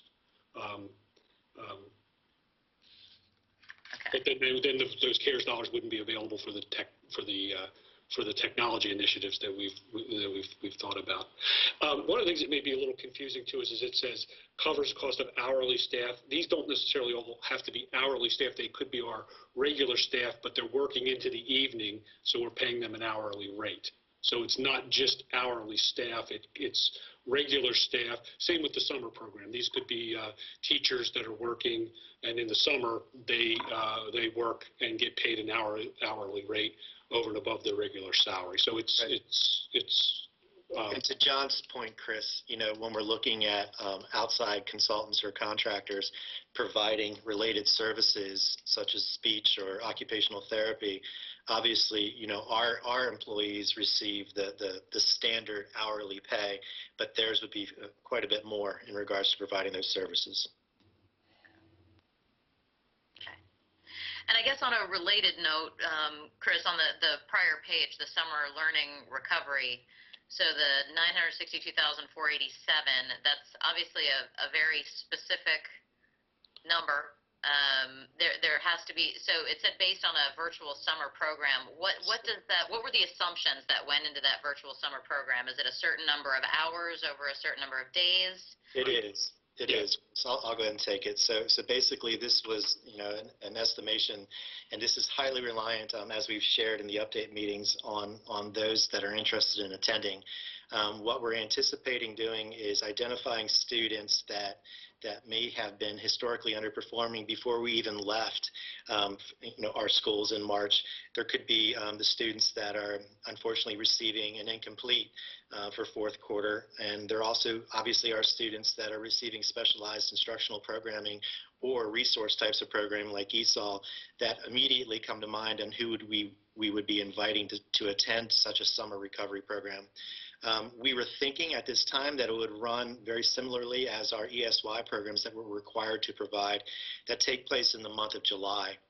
We were thinking about running it in the month of July after the holiday, starting on the 6th and running through the end of July.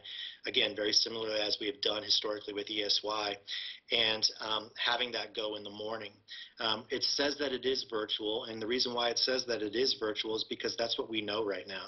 And until we receive further guidance in regards to the governor's plan, we have to plan for what we know. We know it's not ideal, President Savigny. by any means. In fact, it's kind of counterintuitive to think that some of the reason why some of our kids might need that have holes in their instruction because of a virtual environment, we're going to try to remedy with a virtual environment. We understand that, but at the same time, we feel it's our professional obligation and responsibility to continue to provide opportunities for kids to learn, especially those students that potentially may be underserved or underperforming as a result of the current environment. So that's how we're looking at it. We're looking at roughly possibly inviting around 20% of our student population. And again, that is just a rough estimate going into the conversation based on metrics that we've seen historically of who would benefit. Obviously, those 11 to 12 to 13% of students that are receiving specialized instructional program, in addition to some other students that we feel would benefit. So that's how we got to the numbers. We went ahead and looked at the hours. We went ahead and looked at our contract salary as it relates to providing, compensation for our teachers. We're trying to figure out how many teachers would it take.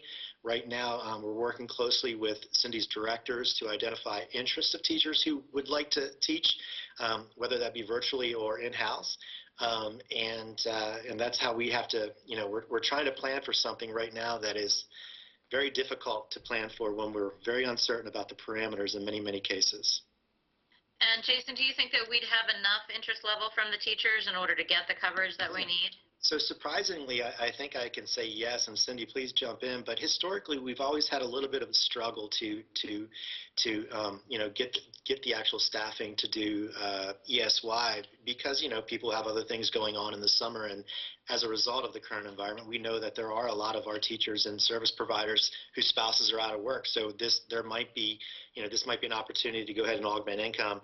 But I think from what I've heard from Cindy and a couple of the directors is that surprisingly we're getting a significant interest of teachers out there. Yeah, we were pleasantly surprised at the feedback we received, and we don't think there's going to be any problem staffing our summer opportunities. Quick question for both of you. Does this possibly include any of the programs that some of our reading or math resources would be offering virtually during the summer, or is it something completely different? No, so basically it wouldn't be completely different, and obviously our resource teachers, depending actually also on their contract and when they're working, would obviously be engaged very much so, and that's going to be of the benefit to our students as well as our teachers that they'd be teaming with. So yes, what we're trying to do is integrate the instructional programming as we have, but even better over the course of the summer if it is virtual. I will say, I know over the summer my kids do enjoy, whether it was the packets or, trying to do something online.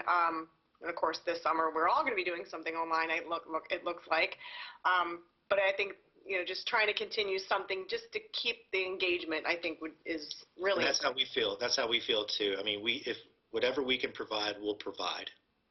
Fantastic, wonderful, thank you.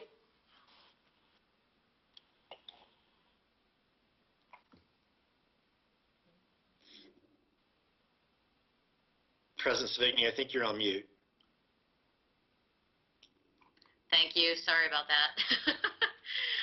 Jason, just wanted to understand generally some of the assumptions going on behind this. So we're talking about 20 days in July at 4 hours a day at an hourly rate of somewhere in the vicinity of $36, $38 an hour per teacher. $36.09 is what we're using right now. 36, okay. And so that means that we're saying, so if that's divided by 20, divided by 4, so we're talking about 300 or so teachers in order to provide the proper services to the 20% student population that we would be inviting. Yes, and when we originally started doing these numbers, we were planning that in the most ideal situation, we would be in our home schools. And so we were also anticipating the idea that our students would, in a perfect world, would be able to go back to their school to receive this type of program. But if it is virtual, then obviously we don't have the transportation cost and those things involved as well. Right.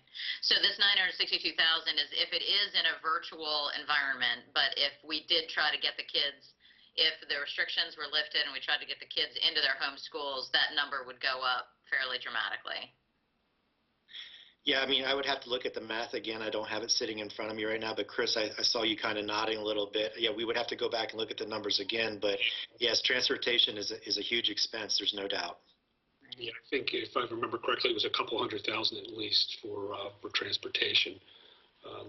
That's just off the top of my head. But I also think we're running out of time to even do an in-house program because of all the logistics we'd have in getting our buildings prepared and getting routes set, all that kind of stuff. So I think we're almost at a point where, I don't want to speak out of turn, but that may be a difficult thing to pull off at this point. Okay, so maybe we pull the trigger on saying it would have to be a virtual program and just design it in the best way we possibly can in that. I think that's where cabinet was the other day, and Cindy, you can correct me if I'm wrong, but I think that's where directors were too, is that, we want to do something as well as we can, and we don't want it to be last minute, and we don't want people potentially to be like, well, they're not coming, because we're not we haven't been that long into phase 2, and we know that phase 2 is small groups of kids, and it's a lot of logistics and planning that would be involved in the final hours. And we wanted to make sure at minimum we had something effective planned.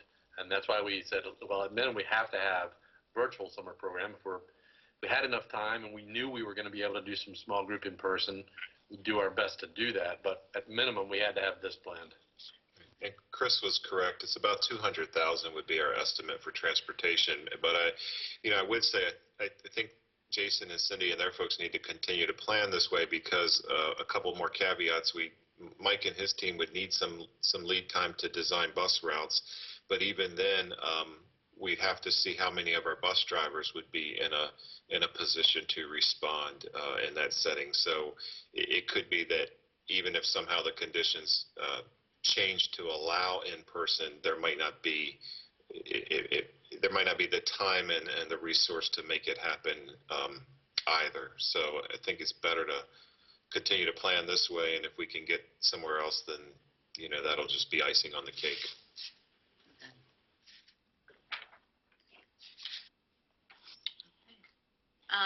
I guess, does it make sense to sum up the use of the fund balance stuff that we've talked about, and then we can get into a more comprehensive discussion? Sure. I think we have 2 slides left. This is just a summary of the fund balance uses proposed for the fiscal year 21, and it totals $8,386,549. And that's that. And then restricted, I have one slide on the restricted budget. And it basically, the first kind of bullet area here is the blueprint for Maryland's future funding. These are dollars that are similar to what's in, or actually the same as what's in the FY20 budget that are rolling forward as part of the phase-in to Kerwin. Those dollars are staying at the same levels. We've included those in the budget. Ultimately, they will get rolled. They're supposed to be rolled into Kerwin in FY22. So there's no change there. And then CARES, this is recent information. The number we have is a little under $2 million that we're getting in CARES dollars, specifically coming to us. And right now, we have many balls in the air, but the one that I think where we've been kind of landing on is looking towards instructional technology to support remote learning. So that would be where those dollars would go towards. And they're one-time dollars at this point. So. And the CARES money of the 1.975 million, I mean, that number is what it is, or is there any way to, because it sounds like, we're talking about recovery learning plans that could go towards CARES, or the CARES money could go towards that, or it could go towards the instructional technology. But, I guess it's 6 of one, half a dozen of the other if the number is 1.975 million. But is there any way to get that number higher depending on how we use it? Does that question make sense? I don't believe it is. I think this is the number that's coming directly to us. There are dollars that are going to the county as well, and I don't know how the overlap. There may be some overlap in some things that they could provide for us. Don't know that much about that piece at this point. But these dollars are one time, fairly open in how we can utilize them. And we thought, we definitely have the need. And we thought that this would be very, very fitting to use for technology items, because that's really, the virtual learning is what has been kind of the outcome of the pandemic, and so procuring things that help to support that environment are really seem to make sense for those funds. And if Commissioner Frazier is still on the line, does it make sense to ask him, is there any way, because, we've got the instructional technology plan that we could use the 1.9 million towards, but there's also all the recovery learning plans that are going to cost money as well. Is there any way to get those to the county at the county level for reimbursement, or is there just a big old wall between the county and education in terms of those CARES reimbursement dollars?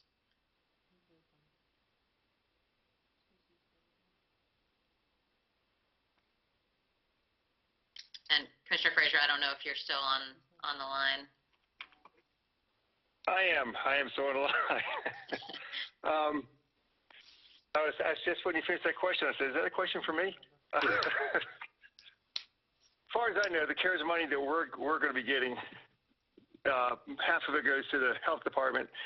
The other half comes to the county for the things that we've done, expenses that we've had for the COVID-19 virus, and also for plans that we have to make changes to our, I guess you call it our infrastructure, our buildings and so forth, that would help mitigate this problem, because it's not going away, really quickly. I don't think any of the money that we're going to be getting from CARES is earmarked for the school system.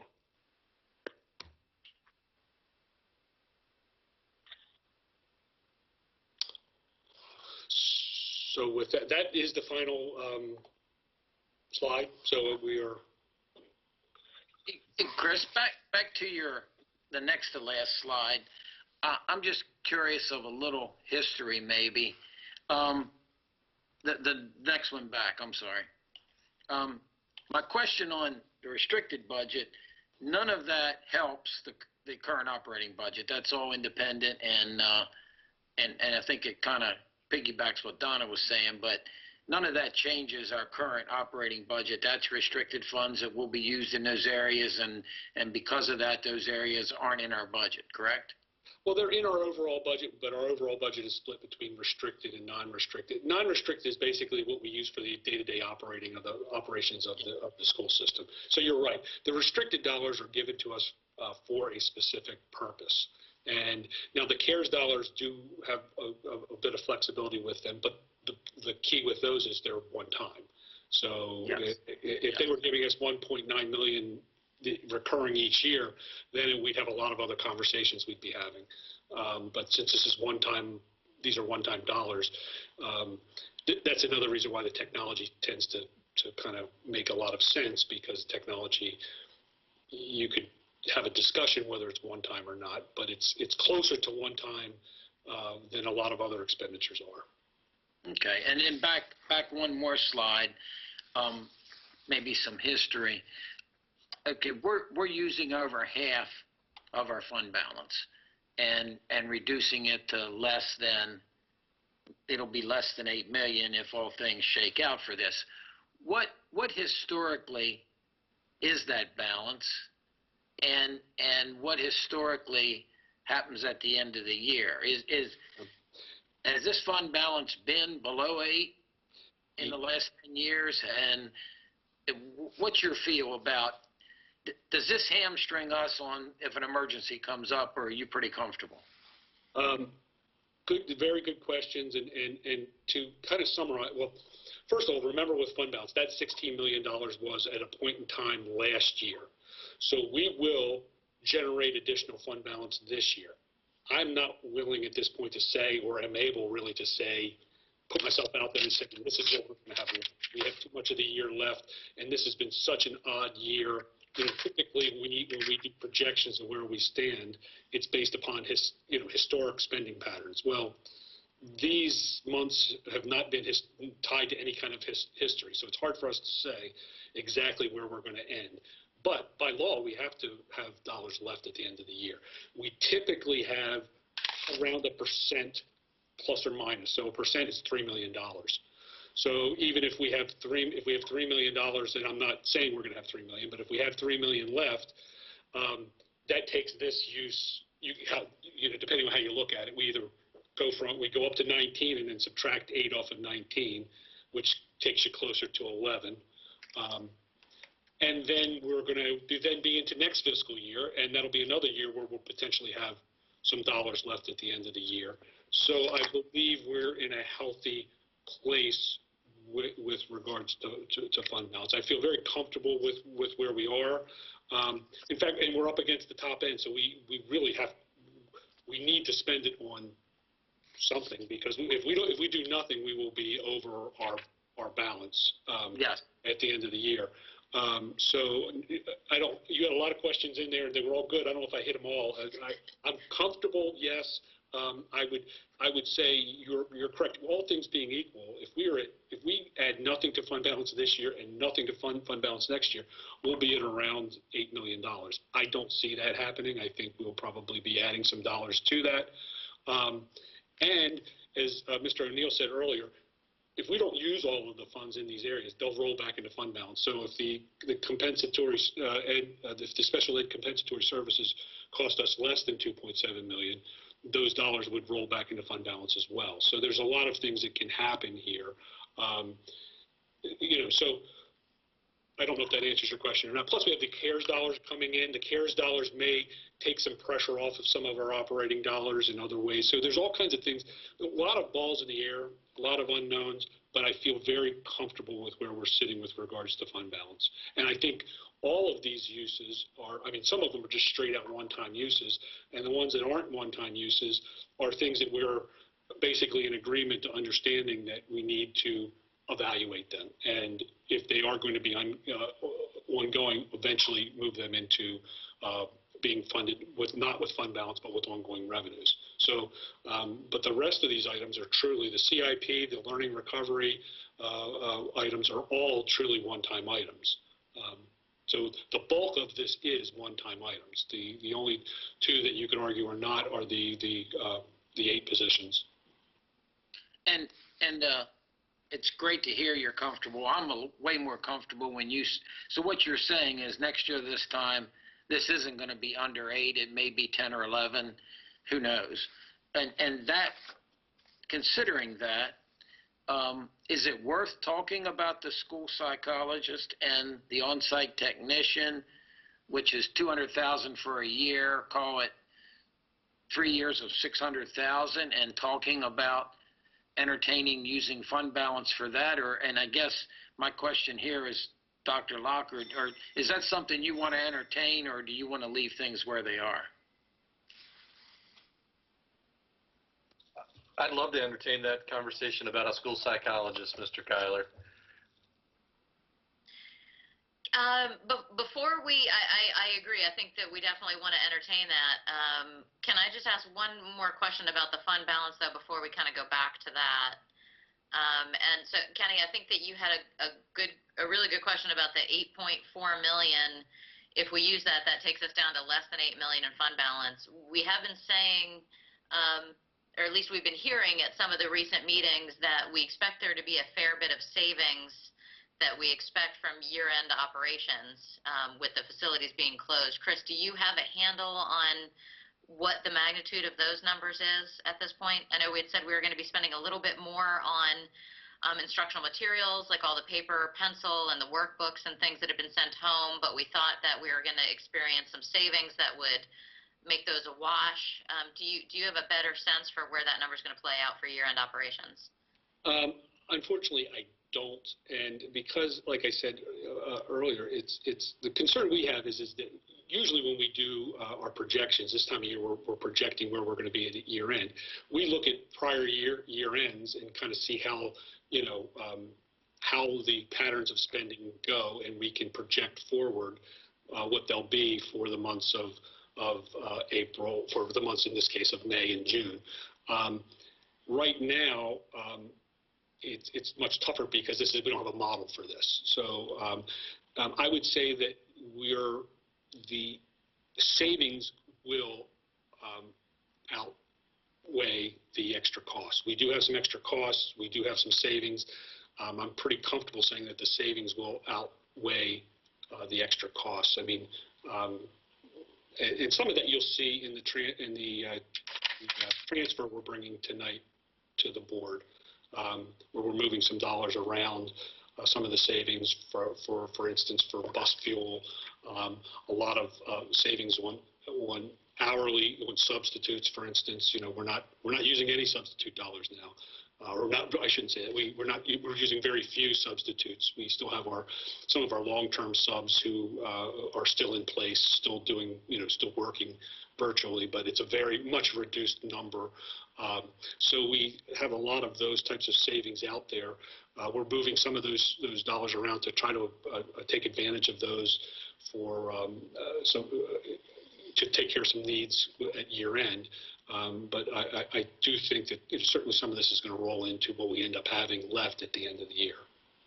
Okay, so some of those savings could be used to cover the summer learning recovery costs, compensatory services, and things like that.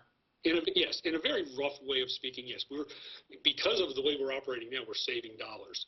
Because of because of some of the deficits now that's causing, we need to spend those dollars that we're saving now in next year. So it's not going to be like a dollar for dollar, but in effect, because we're kind of putting our foot on the brakes of our operation right now, there are some savings that will occur.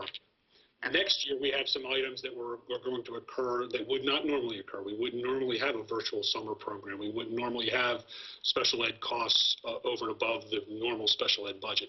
Those will be additional costs. So you can kind of look at it as the savings, some of the savings that we're achieving this year are then going to be spent next year to kind of dig us out of the hole, the instructional hole that we are in. Okay. I just wanted to make sure that we were expecting to be in a net positive situation for the end of the year, that wouldn't be another additional hit potentially to fund balance over and above the $8.4 million that we have here of potential uses. We better be. Okay, now, I know I want to bring something up that happened yesterday, and we're talking about funding, and I was very concerned, and I wasn't quite sure about the Winfield roof that we are trying to repair, and the situation we're in, and also, I'm very concerned also when we're looking at budget, where are we going with East Middle? That's a biggie, and that's part of all this budget, and I'm just very concerned. I thought we were okay on East Middle. I thought we were moving forward, and I'm concerned about that Winfield budget with the roof. So, can anybody answer that for me? So that's a biggie for the budget, that we haven't even talked about. So today's focus in terms of the presentation you could see was on the kind of the operating budget and year end, but you're right, that's the capital budget, and that would be assuming you're ready to vote on categorical totals and funds tonight. Then we also the last few years have you vote on your CIP totals as they shake out from when you submit in October to now. And so, at least for me as an observer yesterday, that question kind of remained out there, the funding of the planning for East Middle and the request to also fund the planning for Winfield's roof with, I think the last statement from the commissioners was we would take that under advisement. So, you could have that discussion now. Certainly you could have it tonight. You could have it now and again tonight. And if you, and I hate to put Commissioner Frazier on the spot because he's the only one right here from the board, but when they said they would take it under advisement, if that means that they're still entertaining meeting your planning request, then you wouldn't want to vote on the CIP totals tonight because they don't include the two planning amounts for those two projects. I will say, if it's okay with Dr. Lockhart, I will say that, I had some additional thoughts last night, and I did reach out to Mr. Zaleski, and I did copy Dr. Lockhart on that as well, obviously. And just to say to Ted, I had one last thought sort of at the end of the meeting and then afterwards, and there was no way to prolong the meeting, but it seemed like the conversation was kind of about risk, and what we tended to be talking about was, is it too risky to plan now when the state picture is unclear? What would that risk mean? And we were saying things like, and I think these are still accurate things to say, we were saying things like, the worst case scenario in our perspective would be you plan the school and then there's a lag in time between when that planning's done and when the state's ready to participate in construction funding. And I guess, to paint the whole picture, Ted was saying sort of the worst case scenario is state funding never realizes. And what I reached out to Ted last night on was a thought that was kind of occurring to me at the end of the meeting. Two kind of points. One, wanted to make sure either with you all today or tonight that there is no remaining confusion between the discussion on the operating budget and what funds may or may not be available in the future because of the pandemic, and the bonding capacity to do school construction, either locally or at the state. And I felt like maybe with Commissioner Wance's closing point, and again, there was no chance to do follow-up, maybe I didn't do a great job making that distinction, because he mentioned some of the comptroller's remarks about the state budget next year. But it's comparable to local. So, there's no doubt that the pandemic may have dramatic, hopefully not, but may have dramatic impacts on operating budgets next year and beyond. And that's why the county took the actions they did with the operating budget, and why you're saying this is bad, but we realize we have to sort of figure out this thing with you. But that doesn't change the bonding capacity already being accounted for in the county's plan for East Middle School. And so even if the FY21-22 operating budget are bleak, the capacity locally to build East Middle School is still there in the county's capital plan.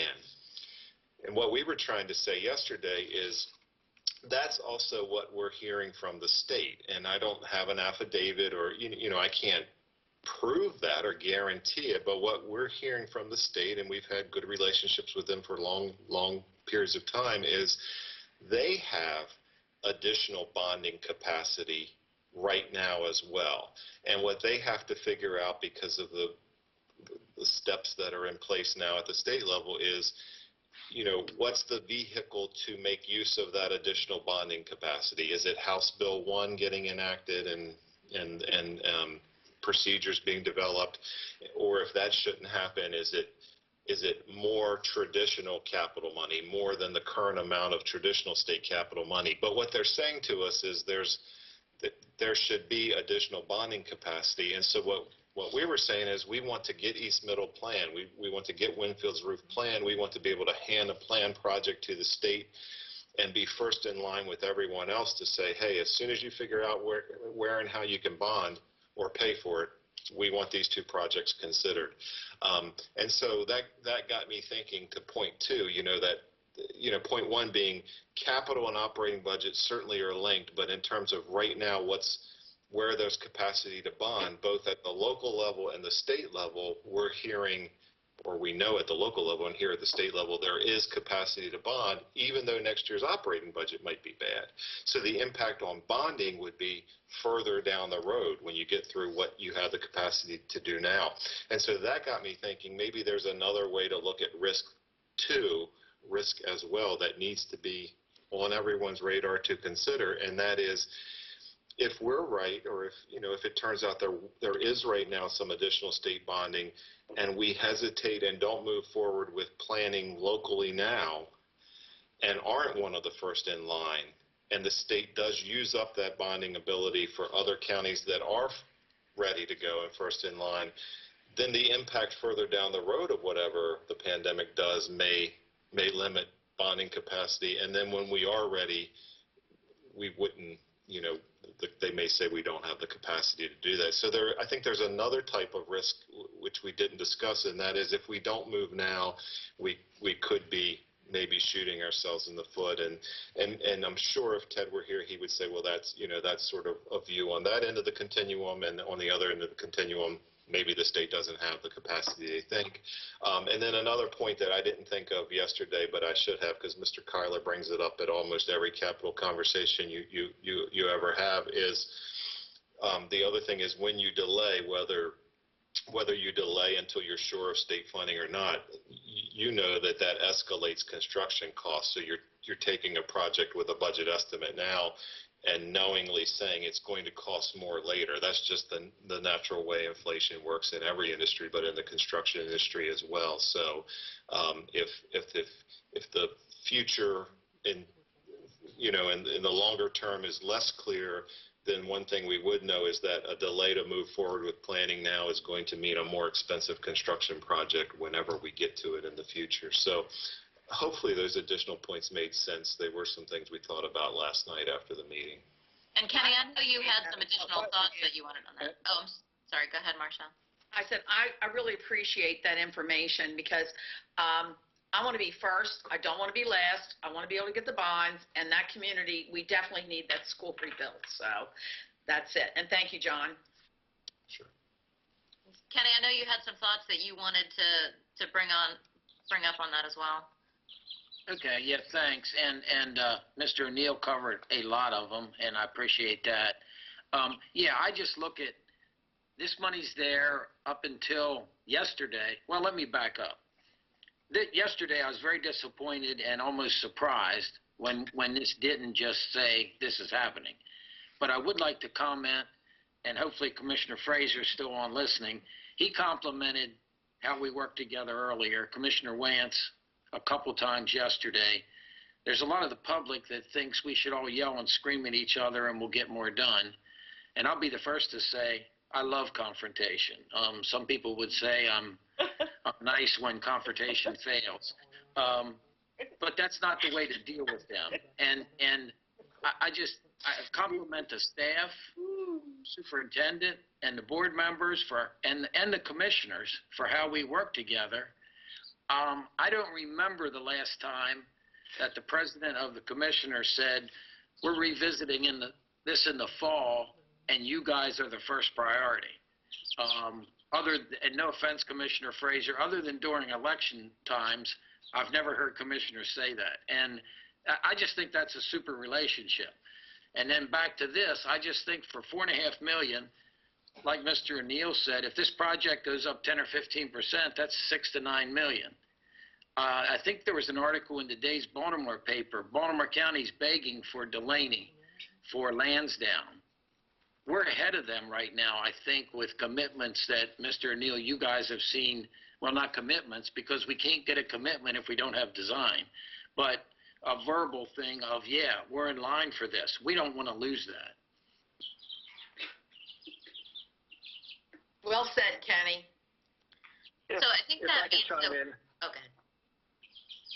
Am I on? Go ahead, Dennis. All right, if I can chime in. My takeaway from yesterday about the funding for East Middle and the roof on Winfield is that those are projects that if we forward fund and we go ahead with them, the state will not reimburse us for those projects.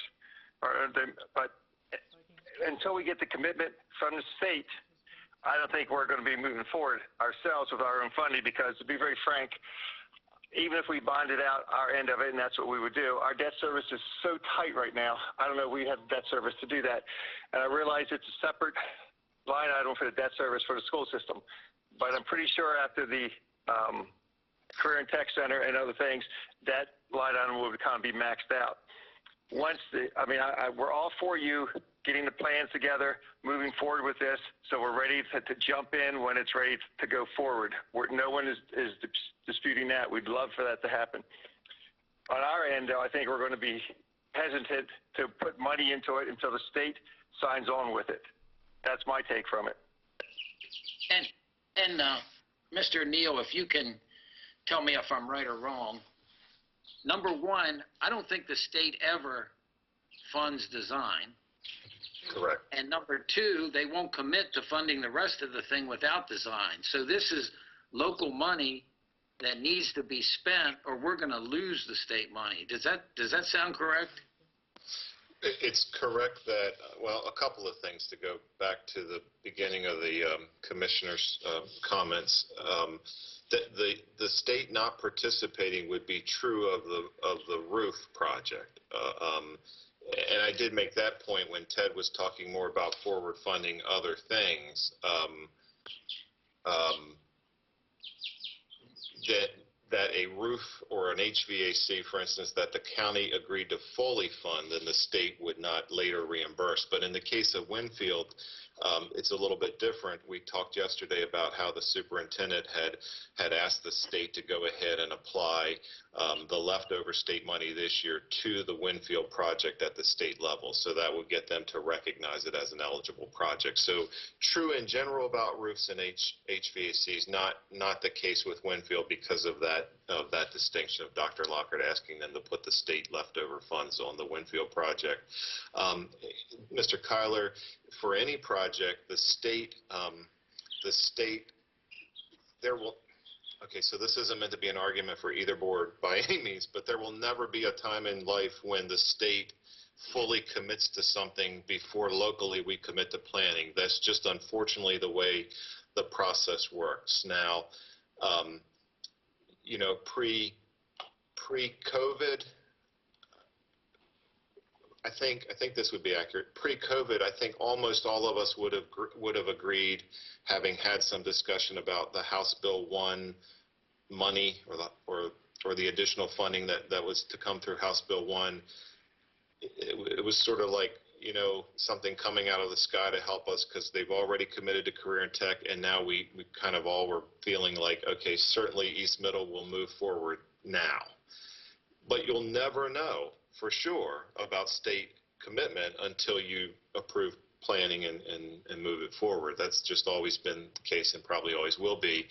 Now, and so for us at the school system, that hasn't changed. We still believe that, you know, the House Bill 1 vehicle will get ironed out or it will in a different way, and that the capacity is going to be there at the state level by the time we get back. And so that's the whole discussion about being first in line and that sort of thing. And I guess, you know, we talked about that enough yesterday and again, but kind of the additional point we wanted to make today is there might be a fear that by not getting going locally with planning, we may sort of be shooting ourselves in the foot that by the time we do, the state is then in a different place. And none of us would think that they'd be ready to participate. So, you know, we still believe now is the time to move those two projects forward with planning, and that, you know, we differed on measuring that risk as we talked about it yesterday, and what we're saying now is there might even be, depending on how you look at it, even more risk associated with not moving it forward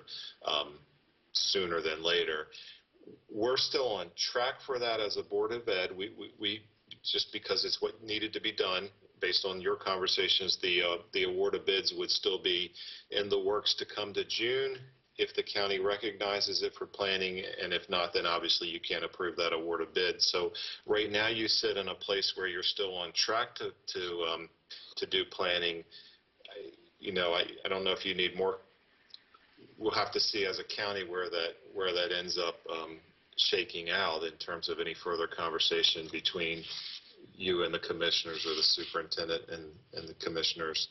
Well, John, I think there seems to be some misunderstanding and the difference between forward funding versus funding the money, fronting the money for planning and design, right? So we're not saying that we want the commissioners to forward fund this, because forward funding means that we're committing to do the entire project, and the state will never give us any of what could have been their participation in a particular project. So I think we want to stop using the phrase forward funding. This is just, and I appreciate Ted asking the question in the past of, do we want to forward fund anything, right? Because it was a good question and a good debate to have, but I think we now we've decided that, okay, we're not going to do that. Let's take that terminology terminology off the table. Now we're just talking about funding the planning and design phase, which has to be paid for at a local level in order to get to the point that the state would be willing to commit their participation in the project. Right, you're correct. Ted was talking about forward funding system upgrades beyond the two items we're discussing, Winfield's roof and East Middle's modernization project. And yes, you're absolutely right to reframe it. The discussion really is about the request for local planning, which is always a local cost for those two projects. And so of the East Middle project total estimate, you're asking for $4.5 million, which is the planning estimate, to be funded for you in FY21, and for the Winfield roof, history would say somewhere around $30,000. Maybe there's volatility in the market now that it might be more than that, but somewhere in that tens of thousands of dollar range. Those are the two figures you're asking for, not the full construction, not on either project, just the local planning money, not the construction money. And we would need to move it to request state planning for East. So board members, can I recommend, it sounds like we are going to want to go back to the commissioners and request that they revise the CIP budget to include the planning money for the Winfield roof and East Middle. And so that means that we wouldn't be able to vote on the CIP budget at tonight's meeting. But what we can do is at tonight's meeting, we can discuss that that's what we want to request sending to the commissioners, right? And then we would postpone the vote on the CIP portion of the budget. Is everyone in alignment with taking that action on the CIP? And then we can get back to talking about operating, because we're already over and we've got a couple more topics that we need to hit.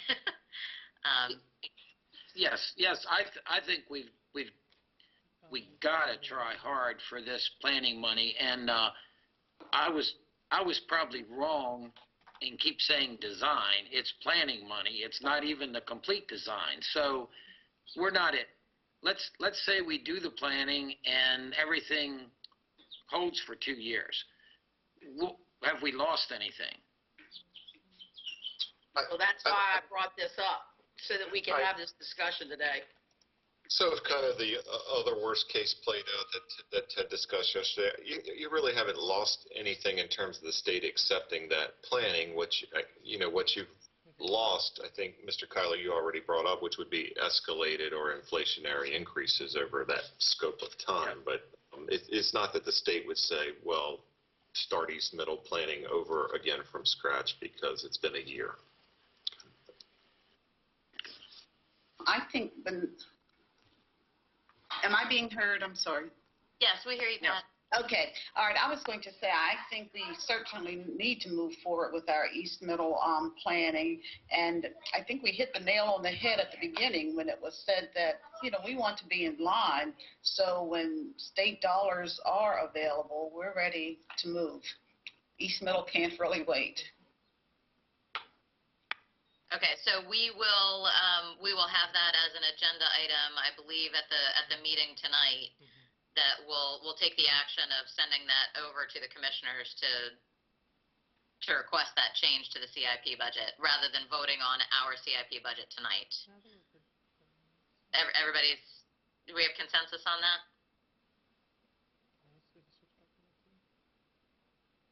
Okay, great.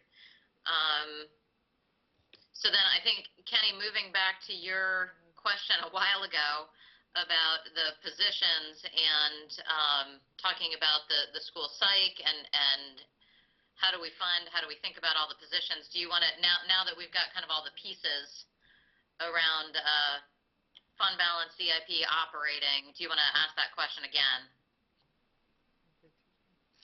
Yes, I'd like to see if it's worth discussing, and typically I'd be very opposed to positions being talked about with fund balance, but if we restrict the amount of time, I think this is stuff we desperately need, and if we can get it started through fund balance and then hopefully switch it to operating in a year or two if it's working, discontinue it if it isn't. And I was curious again Dr. Lockhart, do you want to talk about the school psychologist? Do you want to talk about the on-site technician? Or do you think some of the other things happen through technicians help that and we don't need to do that right now?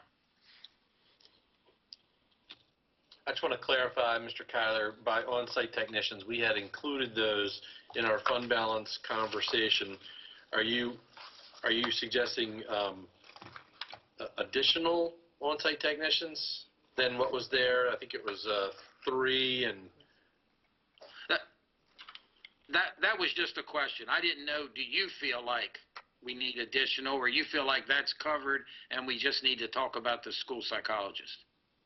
I think for now, I think we're covered with what we have there with tech support and instructional technology support. I certainly would like to talk about the school psychologist. That would be the only thing then out of the original sort of priority I brought to you back in January that you approved in February that was eliminated from this conversation.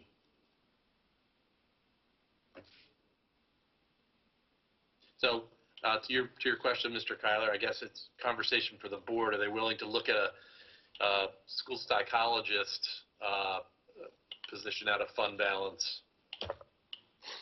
And if it came out of fund balance, what would you propose that the fund balance, we'd look at fund balance funding a year, 2 years, 3 years?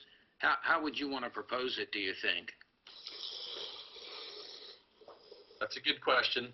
Can I say something here? I think one thing that makes the school psychologist position different than the instructional tech and tech support positions is that once we hire someone to be a school psychologist, it's really difficult to then take that position out of the budget because there's no other position in the system that person can go to fill.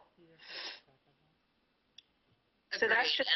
Yeah, and that's the one reason why I struggle with funding a position of that type out of fund balance, right? It's not like we could say, okay, you can't cut it off like a contract employee and put them somewhere else in the system. It just wouldn't work. Yeah, my answer was going to be like a 3-year kind of thing out of fund balance, because I think we could get creative with that. We could find maybe, some folks who are planning on maybe moving on, retiring in the next 2 or 3 years, shift funding to them, and so we wouldn't. That would work if we looked at more of a 3-year time period. I was just thinking that we wouldn't want to just look at 1 year. But it's hard enough. It's hard enough to attract school psychologists in general. So I think if we were going to have this conversation, it would have to be a commitment of something like 3 years from us. Yeah. Well, oh, I'm sorry. Go ahead. I was going to say, so what's that worth? 300,000 or 400,000? We have that loaded at 117,000 each year. So for 3 years, you're talking about 350, 400. Is there any way so we were talking about 6 special ed resource teachers, and we're going through a pretty large special ed staffing plan tonight at the board meeting. We're also talking about $2.7 million of compensatory services that will happen in the fall through additional hourly services. Is there a way to make this work with 5 special ed resource teachers and 1 school psych, and then take the hours from the 1 additional resource teacher and kind of build them into the compensatory services plan? Or just trying to think a little differently, maybe. John, that ratio of the 5 to 1 based on the cost of a psychologist, does that work? It would be a little bit more than the savings on the expenditure balancing chart. I'm sure it would not be. Well, he's sitting. I'm looking at him in the corner of my screen, so maybe I should ask him. But I'm sure it wouldn't be the kind of difference that would cause Chris to lose his mind, but it would be, the numbers wouldn't work out precisely the same, but it would, it'd be a little bit more. Yeah, and we wouldn't have to do that on the spot here, depending on whether we're coming back tonight or we're coming back next week. Certainly can as John's saying, that's a small amount of money. We can probably figure that out. So I'm not too concerned about that. You can really, I would say at this point, we're saying comfortably fund 6 FTE positions. It could be any of the 8 that we've put forward. And I think to the second, did I mute myself now? I think to the second part of your thought, President Savigny, you probably could do that, easily embed the other position into the compensatory services figure, but then you'll be back here at the end of next year or for next year's budget determining whether to keep that special ed FTE in the 22 budget or not. And so that's just a thought to consider. If you take the 3-year fund balance approach on one of them, then at least you have the time to see where your operating budget is at that point.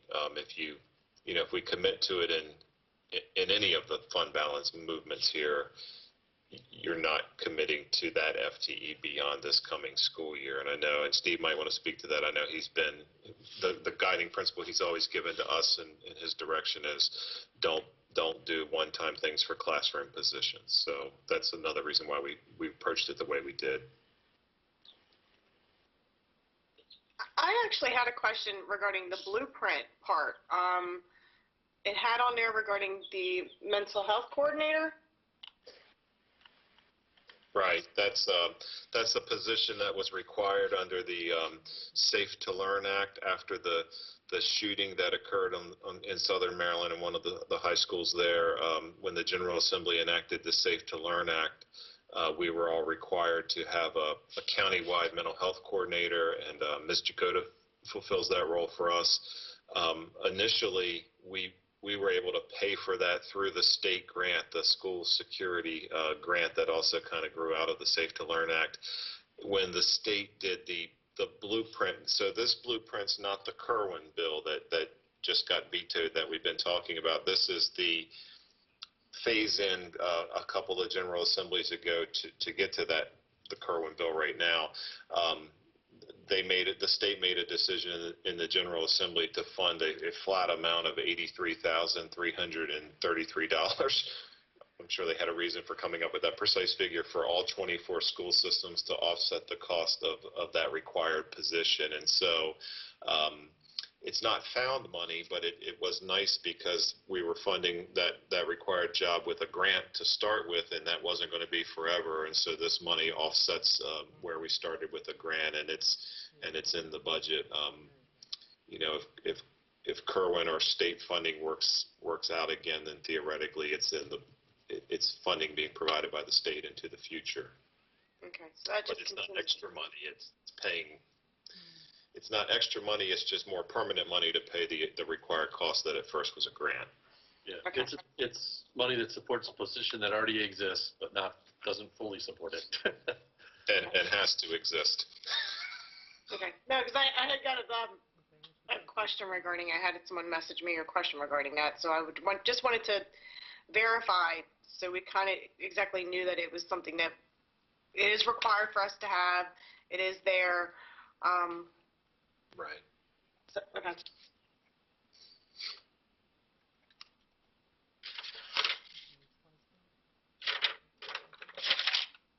All right, so board members, is there much that's up for debate at this point? I mean, we want to, so we know that we're not going to be taking a vote on the CIP budget tonight. We're going to be sending an additional request to the commissioners. In terms of the fund balance usage, do we get everybody's thoughts on the 8.4 million with the understanding that we will have some savings on operations towards the end of the year? that will offset this a little bit. So we won't be using a full half of our existing fund balance, and also with an assumption that the positions, the 8 that are in here, are all kind of looked at on an annual basis and deciding what to do with them. So not a contract employee concept, but not actual contract employees in terms of how we look at it. So there's a couple of caveats there, but can I get board members' thoughts on the 8.4 million?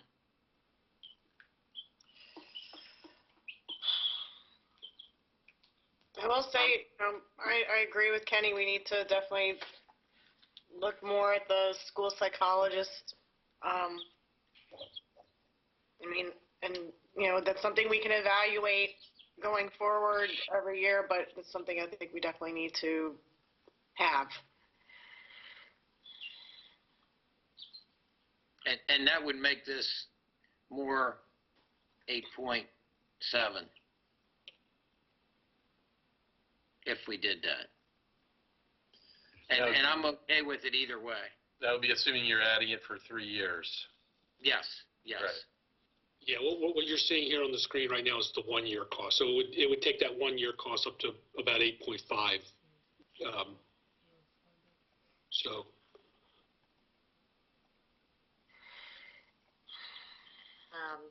Pat, any thoughts? Well, again, I would like to go ahead and move forward with keeping certainly the special ed positions in as we have them now. And I would think for all of the positions that we've indicated, I sort of look at it like you do with a grant, so to speak. If we can look at, investing in these positions over a 3-year period, it's almost like we're using it as seed money, and it's also going to give us time to, sort of, as we said, look at where the attrition is hitting the budget and looking at other items that will be hitting, so that eventually we'll be able to include the positions, if we feel that there's still a need for them, into actual contracts. It's like I said at one point at one of our meetings, I mean, it's like all of these positions, we need them. So if this is going to be a way to at least get us started with them, I think we should do that. And Don, if I can say one more thing, and Pat, I really liked your Dr. Dorsey, I really liked your comment. Any other year, I'm not sure I'd be for this. But based on the loss of the state money, the loss of the county money, the planning we've been doing to try to get some of this, that's probably tempering my thought. Who knows, maybe more than it should, but it definitely is. I definitely want to be smart. I want to keep those 6 special ed, but we're in a different situation now, and we need to be proactive, and we definitely need that school psychologist. And I'm fine with this situation for this time, because otherwise I wouldn't be. But it's going to be necessary when we get everybody back to school. Yeah, Marcia, I think I'd like to, I agree with all the comments made so far, and fund balance is really meant to be, money for a rainy day, right? And if this isn't a rainy day, I don't know what would qualify as a rainy day, in terms of a global pandemic kind of impacting the plans that we've tried to put together, and the fact that we are going to have a lot of recovery learning to do for our students, and what they're faced with and what we're faced with come September is going to look very different, and I think we need to be planning for that. And I think the 6 special ed teachers, including and the 1 school psych, are going to be very much needed, even more than we thought we were going to need them before this all hit. So I guess any other comments before So, Chris, I guess this was all just for discussion, and then we would take a vote tonight? Yes, we can, if it's helpful. I mean, typically, we can respond on the spot pretty quickly, but in this kind of environment, it makes it a little bit more difficult. So if you're thinking of any changes, we can certainly respond on the spot tonight. We can try our best, but the more you tell me now, the better prepared I am for tonight. Certainly adding the school psych, I can put that in as an option. If you want to have more debate, discussion tonight, we can just make it like it's a toggle. I can either toggle it in or toggle it out. It'll make it that easy. If we've kind of narrowed the debate down to a few things, that makes it easier for us to prepare a spreadsheet that can kind of cover any scenario, so we can have category totals on the spot for you. So right now, what I would do is I would prepare it with the psych in, and then you can have the discussion. I can easily take it out if it's something you ultimately decide you don't want to do. We can easily take it out. Or I can do the other way too. I can leave it out, but have it easy to put in as well. Okay. And we don't necessarily have to take the vote tonight. Like, if we want to have more discussion at the board meeting tonight, we still do have we have the meeting set up on the 20th, correct? Next week, that if we wanted, we could have some additional discussion tonight. And then if we get to a decision point, great. If not, we can still have additional discussion on the 20th and take the vote at that point. Is that an accurate assessment, Chris? Yes, yeah, we're in very good shape, as long as, and if you are thinking about, if you're thinking about some kind of larger change, obviously just let me know. We can try to prepare for that. But if, like I said, the more we can narrow down what we're doing, it makes it easier in this environment. It makes it easier to prepare. But I think we're where we need to be. You just have to make your final decisions. We've tried to put it all out on the table for you, and just we'll be able to respond to whatever decisions you make. I think the two additional things that we didn't really get much of a chance to talk about today are the instructional technology plan that we're building as part of using the CARES money, and I think that we probably need to have a much more robust discussion around that. I do have a lot of questions that I'd like to ask. I think other board members do as well, but that doesn't necessarily that's not at a decision point. That's not an immediate decision point. Is that correct? Yeah, we're what we're doing here budgetarily is just having the dollars allocated. The specifics of what we do can be developed over the summer months, over the coming months. So this just allows us to spend the dollars. That's all it does. Okay, because I'd really like to talk about the instructional technology plan and how we're going to avail content and how that potentially changes some of our plans for the fall, depending on what digital learning may need to look like come September or not. I think there's a lot of discussion around that needs to take place, but we know that we can certainly justify at least the 1.9 million that we would be getting through CARES money, correct? Yes, yeah. At this point, we were just looking for a very general strategy of what we're doing with the dollars, and right now it looks we put forward technology uses, and from a budgetary perspective, all we need to do is kind of put it in the right place so they can be used in a general way for technology items. We can develop the specifics as we go forward. Okay. And I think, we noticed that California schools, I don't know if other folks saw this, but California has closed schools in the fall.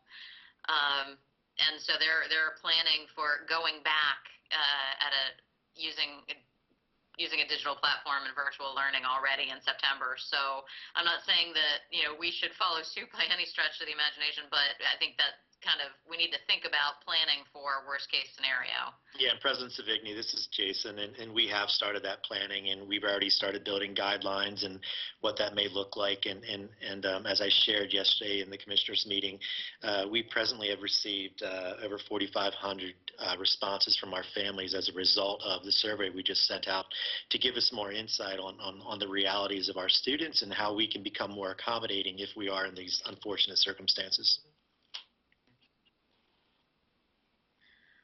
All right. President Savigny, if I may, I just wanted to thank you, the board, our staff, Commissioner Frazier. This was a really important